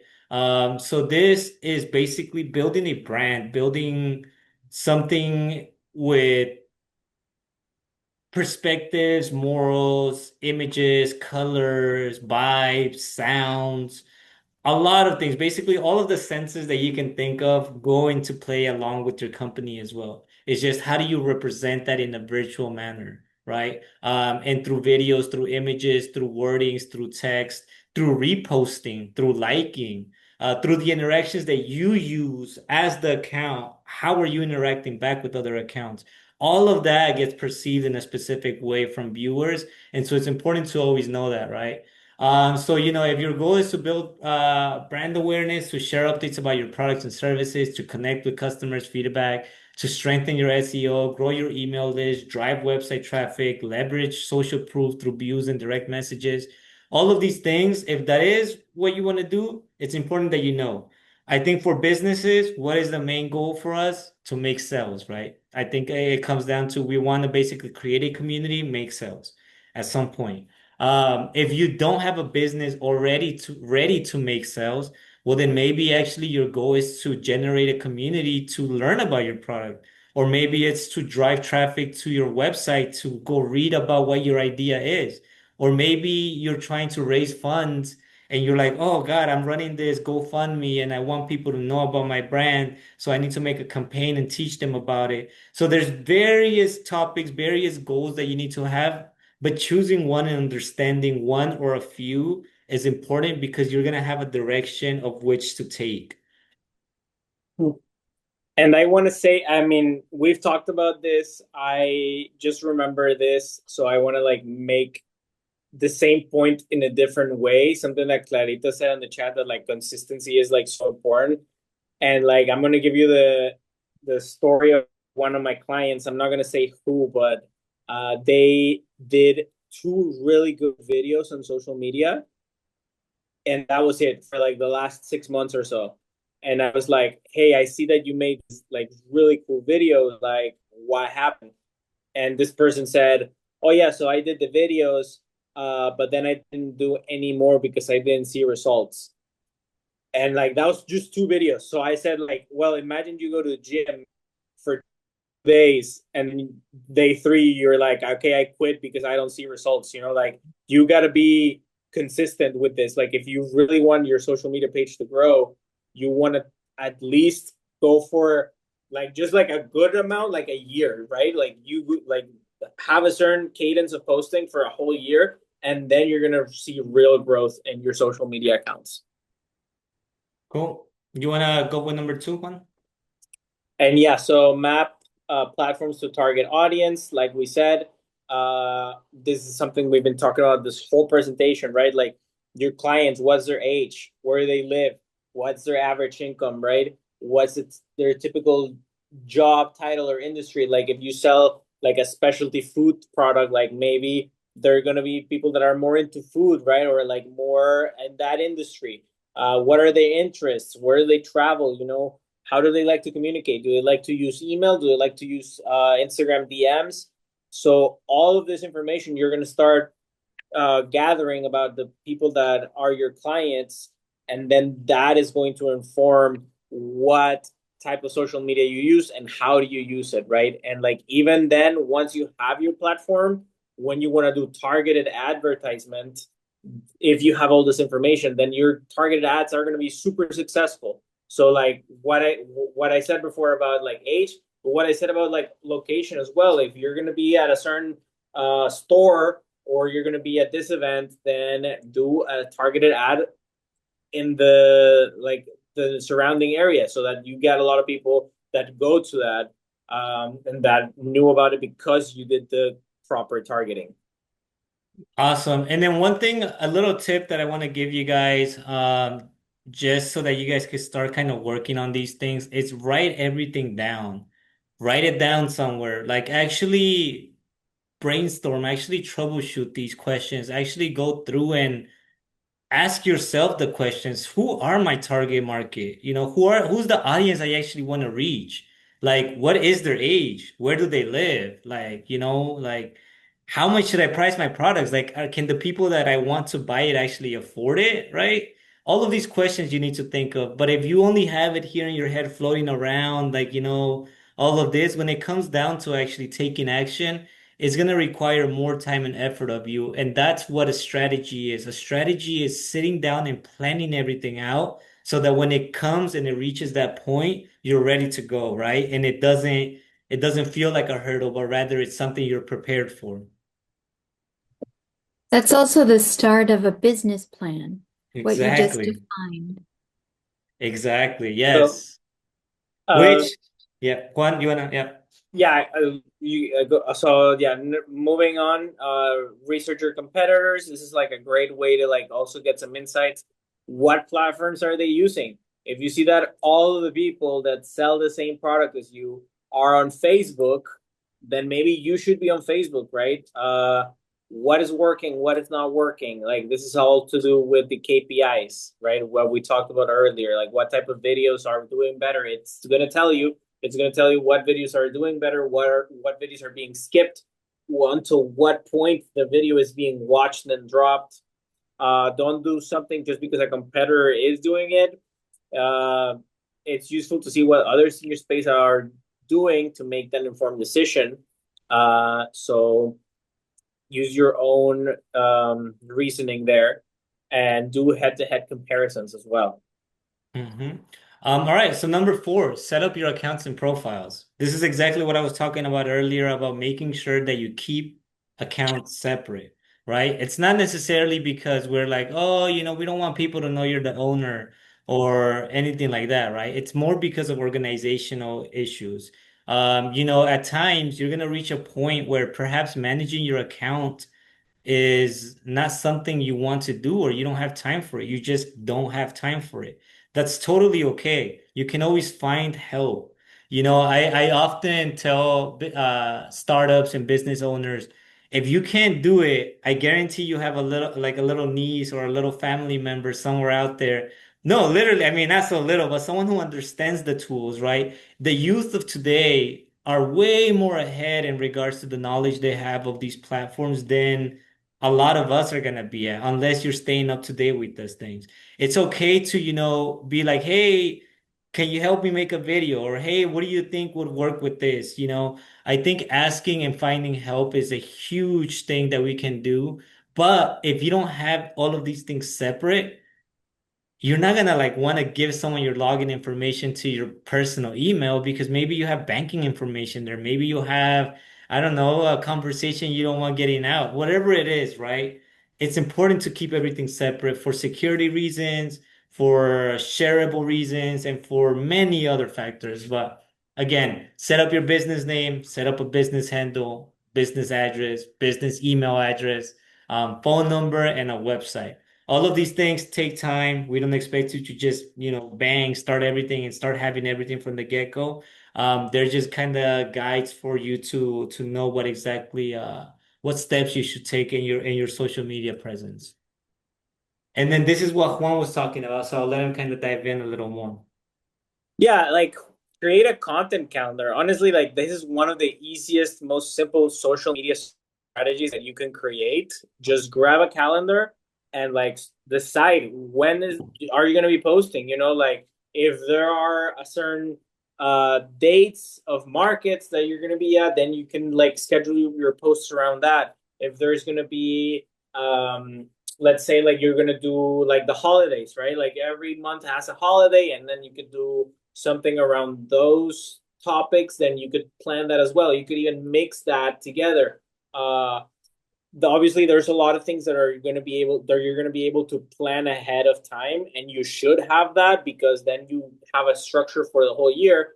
And then there's other things that are going to be more things that you make in the moment, right? Like let's say that all of a sudden, like someone reaches out to you for a collaboration, and then you want to make a post about that to announce that collaboration, then that's not going to be in the calendar.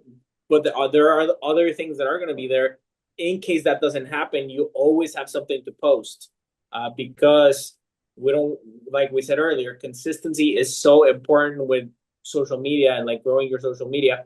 Maybe you could do something where like every Friday you do a post. Doesn't matter what, like you have a whole week to figure it out, but like you stay consistent, like every Friday you have a post. So yeah, having a calendar is great in general for your business, but I think like one of the things that you could do with it is like plan your social media posts, and that will ensure that you have a certain consistency that is going to show your results if you stick with it. And then just to add on to this, also realize that the platforms have tools themselves to be able to schedule posts. So what does this mean for you? This means that if maybe you want to dedicate one day out of the month even, or maybe one day out of the week as a CEO or SEO day, where you are like, okay, today I'm gonna sit down and plan out the post for my week. I'm gonna create 5 little videos. I'm gonna schedule them to post automatically at a specific time. Now you only took one day, you only took a few hours of your week to be able to create consistent posting throughout that entire week, right? And so it becomes more manageable. But again, if you don't plan it out, if you don't think about it, if you don't write it down, if you don't brainstorm, it's gonna take a huge toll on you. And at times you're gonna prefer to do other things versus spending the time on that. I'll kind of touch in on this and then Juan, if you want to add on, but basically just creating compelling content, things that are entertaining, inspiring, informational, relational. Again, we've kind of went over that one slide with the post of the journal and kind of what was effective from it. These are just other examples similar to that of what's working. And so you can see, for example, entertaining, kind of like the kind of wording that they're using, inspiring as well, something that, it generates people to kind of want to feel inspired, informational, where you're just educating the public and letting them know about things, whether it's about you or other processes, other things. And then what was this one? Yeah, relational. Basically, things that matter to you matter to others, right? So express those feelings and let people know about how you feel so that they can connect more with you in an organic way rather than feeling like you're just an account looking to get their money. Clarita is asking in the comment section, what applications do you suggest to create publications for graphic design? Yes, Canva, I would highly, highly, highly encourage Canva for imagery, PowerPoint, and any kind of visual graphics, pictures, or anything like that.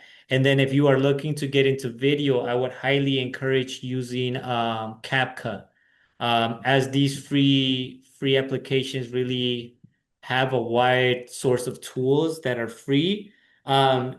And if you're like myself, I would also invest in paying the paid versions for these applications because they do give you more tools and more access to a wider database of content that you can use for free without licenses that you need to purchase. And it's a business expense that can be deduced from your taxes. So yeah, don't hesitate on investing in one of these tools if you know that you're going to be using it. Like we said, like, yeah, this is another, like there's categories of the type of content you create that are going to be tailored to like specifically your brand personality.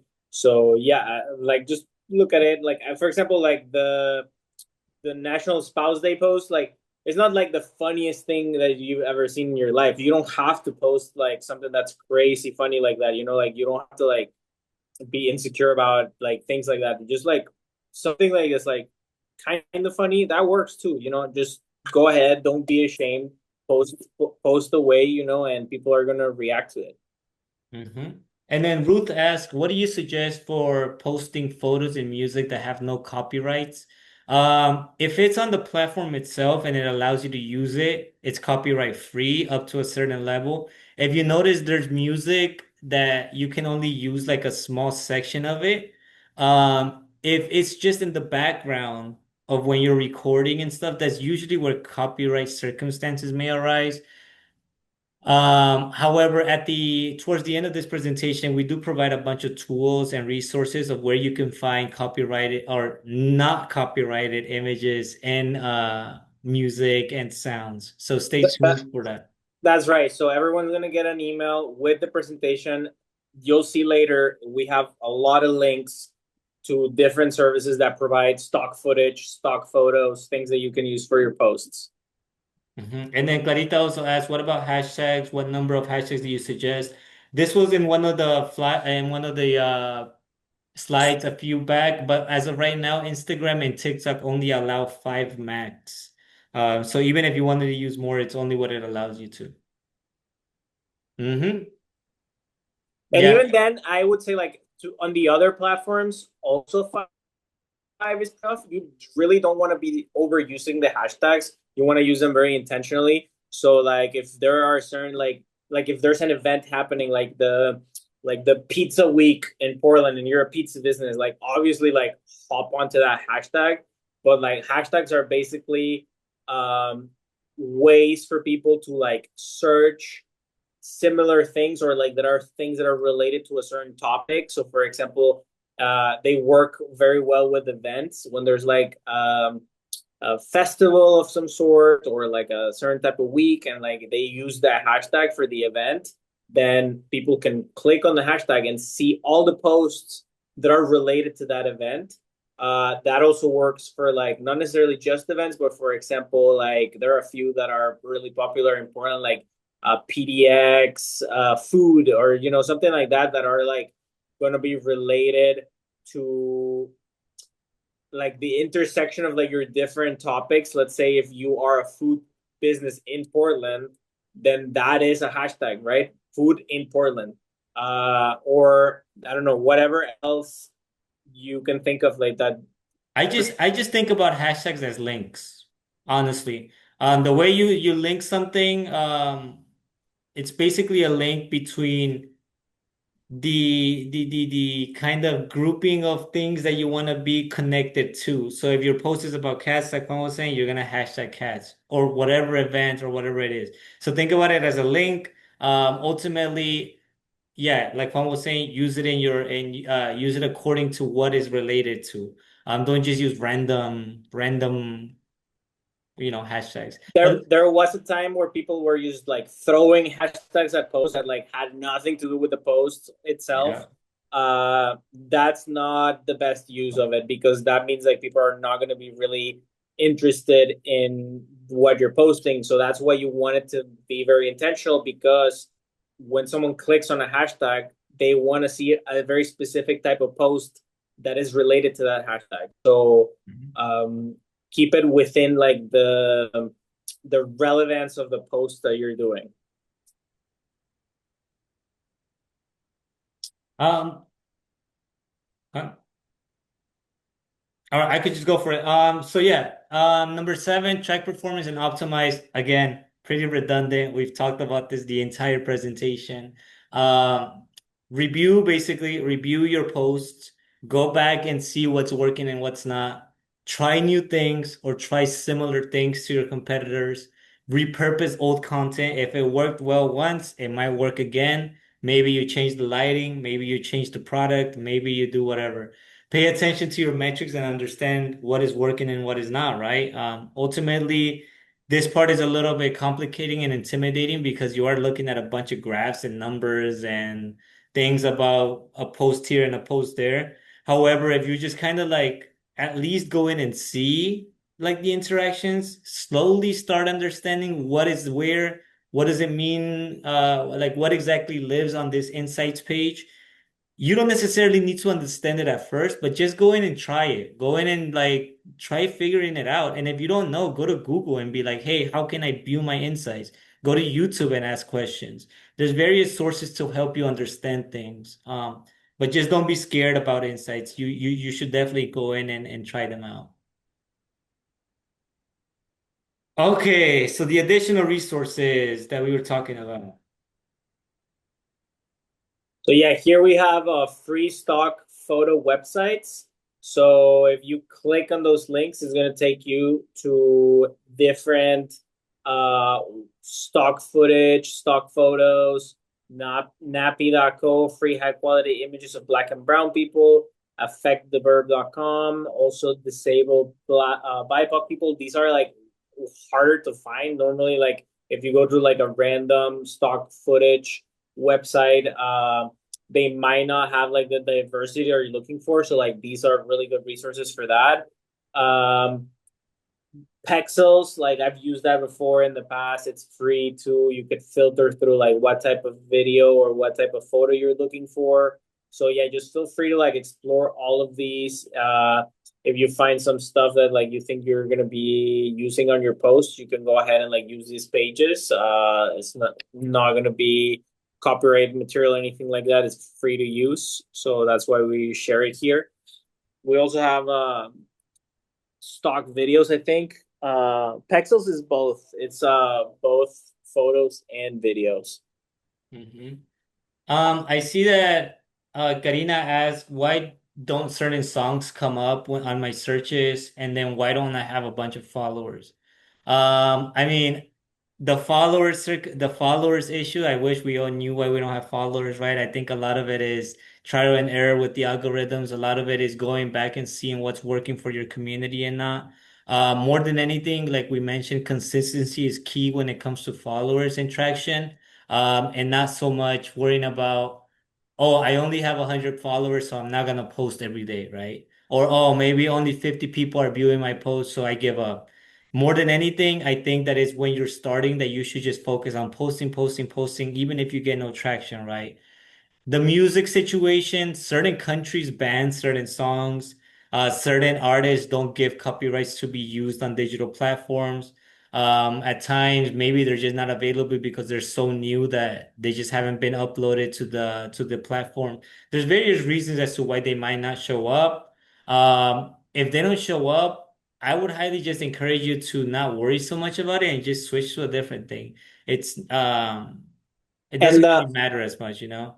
and also this is kind of related to what I said earlier, where I wanted to use a song and like it wasn't letting me because I was on the business profile. So like if you are like a for profit, whatever, they don't let you use the song because then you gotta pay Hmm. for the rights or whatever. So I switched my profile from business to personal to be able to use the song that I wanted to use, because like yeah, it was like the perfect moment, like the of like what I was filming, like it matched the song. So I like really wanted that song. So you could try that. Maybe that'll help.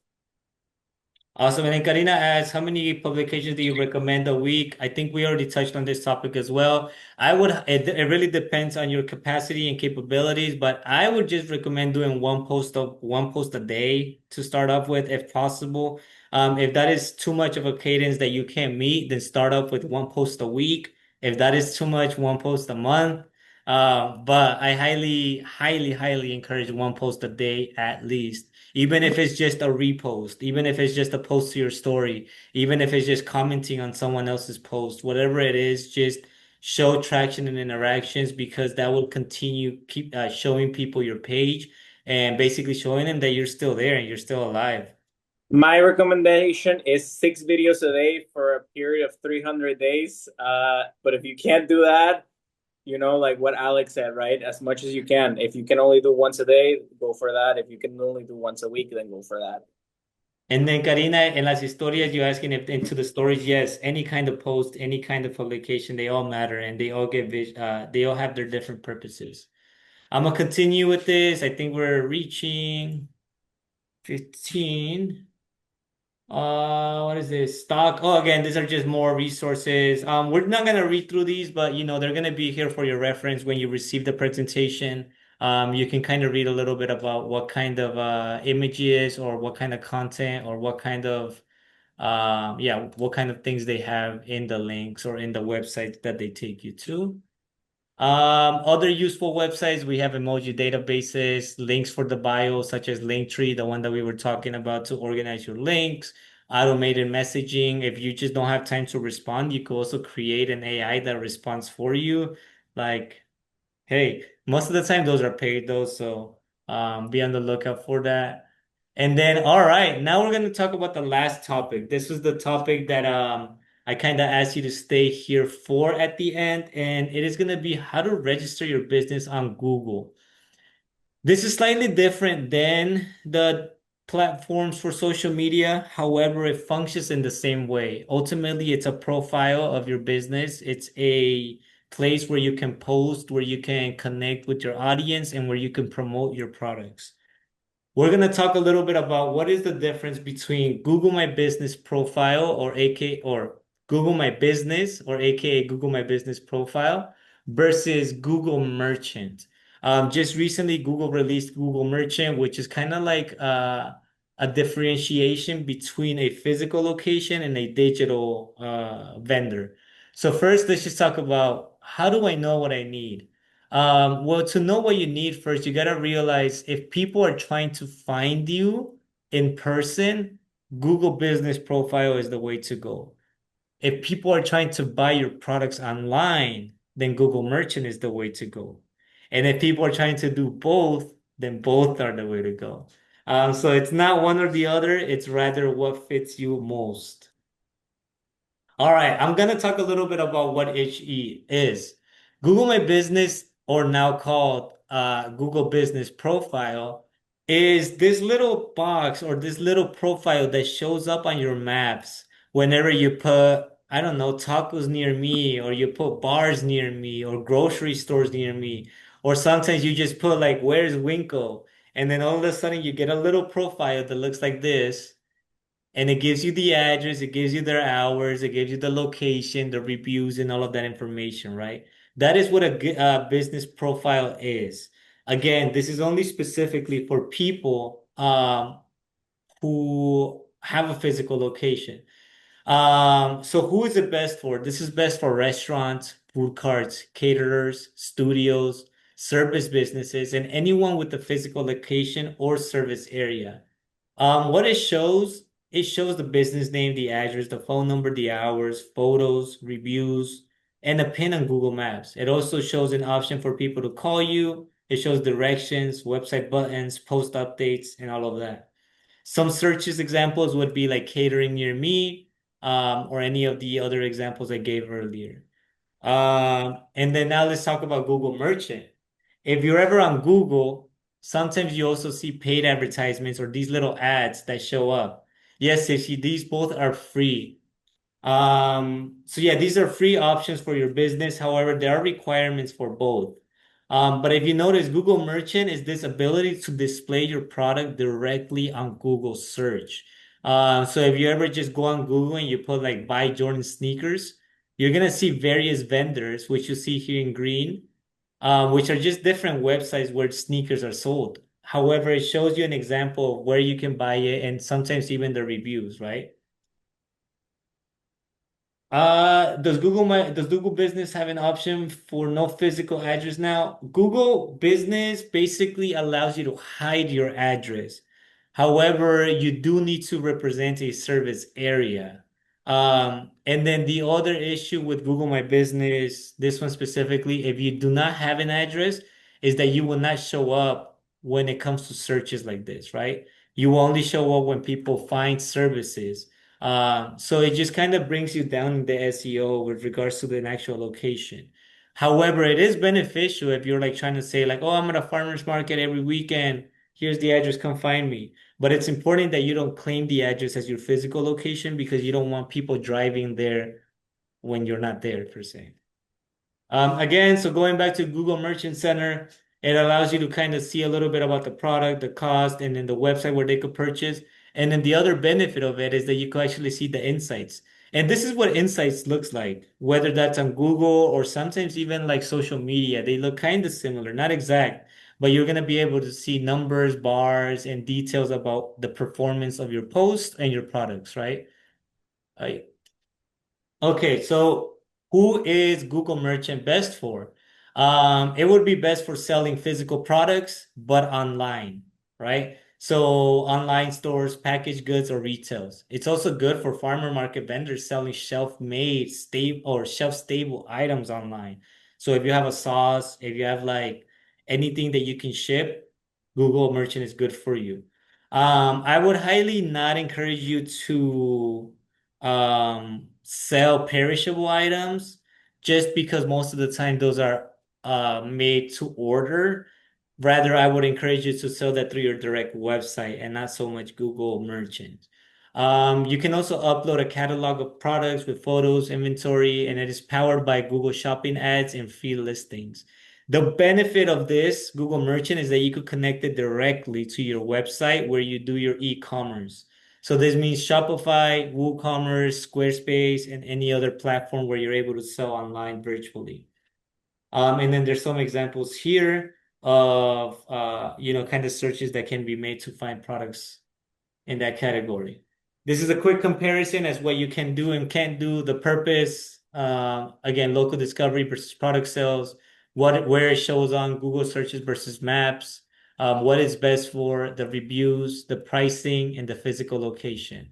Again, the pricing here, it says no here for Google Business Profile because technically you're not selling anything on Google Business Profile, right? You're only saying where they can find it. On Google Merchant, you are selling things, whether you're paying for a paid ad to sell your products and show up more, or whether you're just linking a direct link to your product to be purchased. However, it does cost money in some way, shape, or form because you either are paying through your e-commerce website or you're paying that paid ad to show your product, right? So it requires money. And then do you need a physical location or not? No, yes, you do for the business profile, and no, you don't for merchant. If you sell at farmers markets, Google My Business is the perfect, Google Business Profile is the perfect place for you. People often search like farmers market, hot sauces, tamales near me, local caterers. Those are just some examples. And then you could also see like you could put a business type, whether you're a caterer, a food vendor, a producer. The address, this is the question that you were referring to. You can use your home address, but you can hide it. Or you can just create service areas, which will generally showcase your products to people who are around you.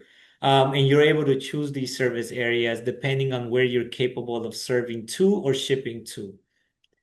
And other things you can add are photo booths, products, market day descriptions, website links, Instagram links, all of that. And then, yeah, we'll talk a little bit more. If you sell at local grocery stores, it's still good to be on Google My Business Profile. However, we don't want you to create a profile acting like you're the store. You don't want to use their address. You don't want to use their names, right? You just want to say stuff like, you just want to say stuff like available at New Seasons Farmers Market. I mean, at New Seasons, Market of Choice, or local retailers. Again, this is more of a service area of where people can find you and pictures of your actual product. And then just to summarize everything, farmers markets only, Google My Business Profile. If it's only, and this is like if you're only selling on farmers markets, Google My Business Profile only. If you're doing farmers markets and grocery stores, Google My Business Profile. If you're doing farmers markets, you're also on grocery stores, and people can buy your products online via your website or via any e-commerce platform, then you can have both. If you can't have all these three things, then we just encourage you to stay with Google My Business Profile. And then thank you. Basically, that's the end of this presentation. However, I do want to say that we have the opportunity to provide you with a one-on-one, sorry, I don't know what that was. We have the opportunity to provide you with a one-on-one appointment to help you list your business on Google. What this means is that if you schedule an appointment with me via the link that I will send to you on Monday in the following email to this presentation, along with the PowerPoint, you will be able to schedule a direct one-on-one meeting with me, and I will help you get your product or business listed to Google My Business.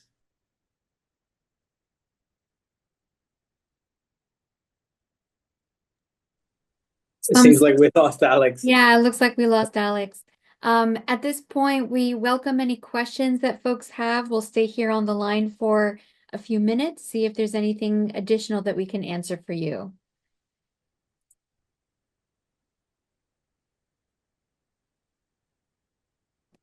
Feel free to ask your question in English or Spanish in the chat. Ruth, it looks like you have your hand raised. Feel free to go ahead and ask the question. It can be in Spanish or in English. Either language is fine. Ok. Si yo quiero empezar a armar mi negocio con diferentes servicios, es muy posible que ustedes podrían apoyarnos. Sé que dijeron que hay una lista de espera, pero ¿cómo poder estar en esa lista de espera? eso y darle las gracias porque fue un taller muy, muy importante, interesante.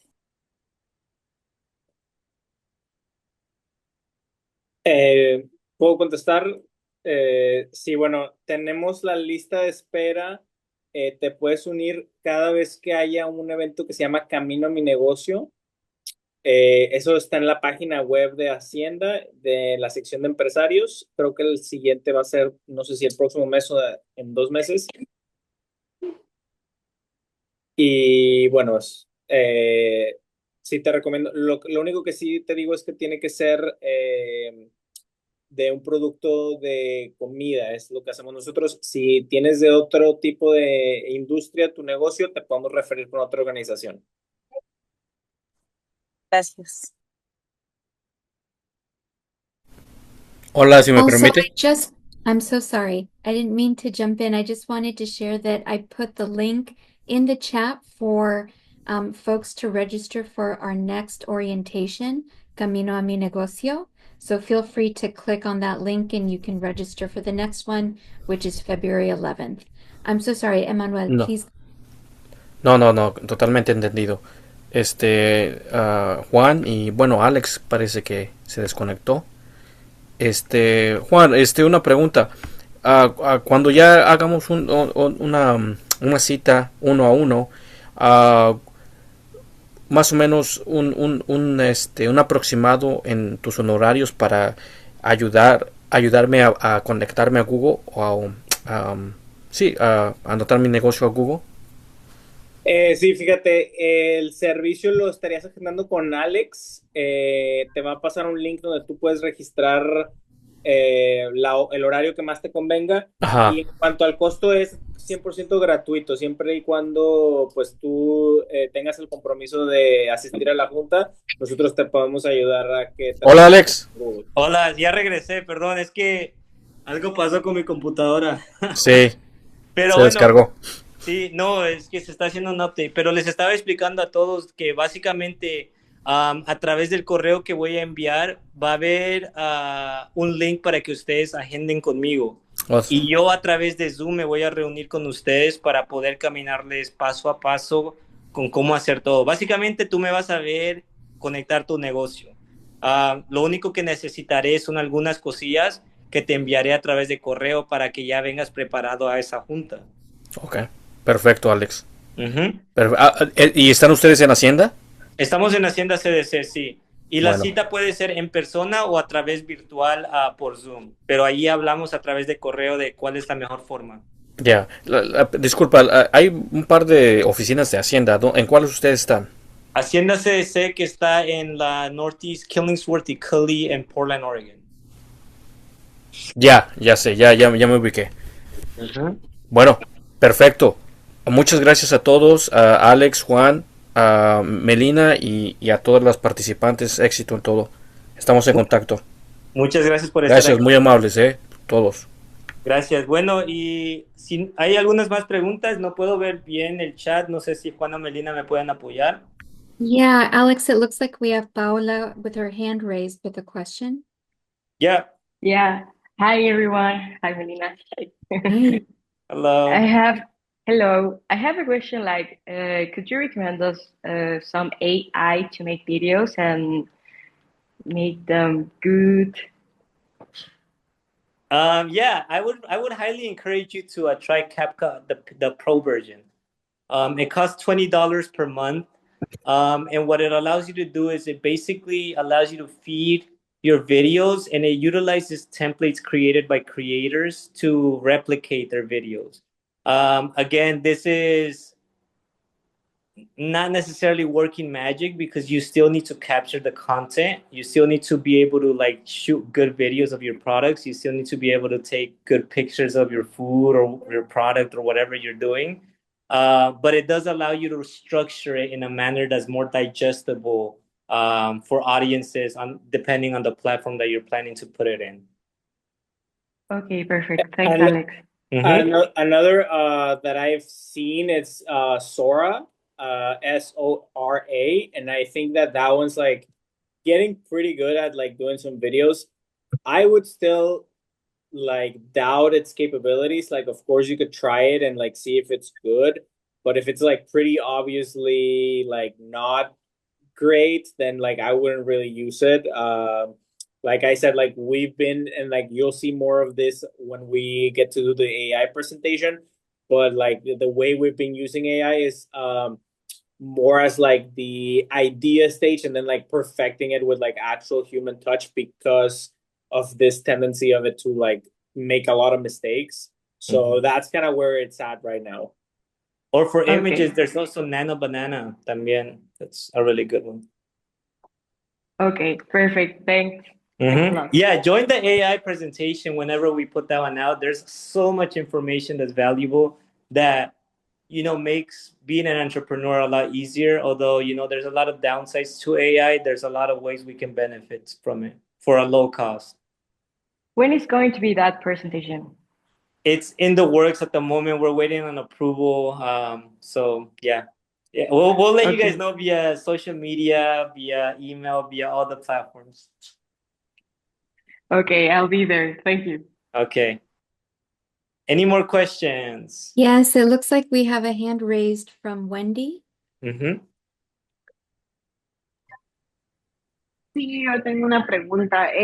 Yo estuve en la capacitación anterior sobre lo de los negocios y entonces llené los datos, pero aún no me han llamado. Entonces quisiera saber si voy a esperar o cuánto tiempo se puede esperar. Sí, muchas gracias por asistir a este evento. And Melina, if you can do me a huge favor, do you mind actually finding the registration link for the next Camino a Mi Negocio and putting that in the chat? Yeah, of course. If Wendy, thank you for joining that presentation. Yes, you are currently on the wait list. We are actively working through getting through that list. However, because of so many applicants and the program being limited in resources, we can't really move through the list so quick, right? However, if you continue to attend these free and open to the public presentations, you can ask us questions. You can continue to build this community with us, and we will, we can guarantee you that you're going to enter the program at some point. At what exact time is kind of tough to say, but we are actively working through that. If I could give a estimate number at the moment, I would say between 1 or 2 months max, I would say, or something like that. Does that answer your question, Wendy? Or should I say it in Spanish? Perdón, Sí, soy Clarita. sí, gracias. Ahí estaré. Soy Clarita, preguntándole nada más. Mi negocio no es de comida. En este caso también debería, si necesito su apoyo, también debería estar en la lista o puedo llamar para que me puedan dar recursos. You should connect with us via email, and we will connect you with our partner organizations which serve other industries. We work through the IBRN network, so we're able to connect you to other programs that will be a better fit for your business. Okay, thank you. Yeah, Clarita, we actually answered this question in the chat for Ruth. Okay. We recommend that you send us an email to our program email, which I've listed here, empresarios at haciendacdc.org. We'll be able to send you those references for other organizations that support small business outside of the food and beverage industry. Thank you. Of course, my pleasure. And then Ruth, it looks like you were asking or also interested in the presentation around AI. Please continue to monitor our website, haciendacdc.org, specifically for the Empresarios program. I've just dropped the link in the chat here for our website. You can stay up to date on the events there and learn when we're going to have that AI workshop. Awesome. All right. I mean, out of respect for everyone's time and our interpreter's time and everyone here joining us tonight, we want to thank you for being here. I apologize I had to do this through the phone, but situations happen, so I'm glad that the team was able to pick up for me. If you do have any further questions or just want to connect and ask any more questions about tonight's presentations, how to follow up, where to go from here, just send us an email, or you can even reply to the email with the presentation and the details as to how to sign up to the Google registrations. Great. Yeah, we're getting lots of thanks in the chat. Thank you so much, Thank everybody. you. Have a great evening. All right, everyone. Have a Thank good you. one. Bye-bye.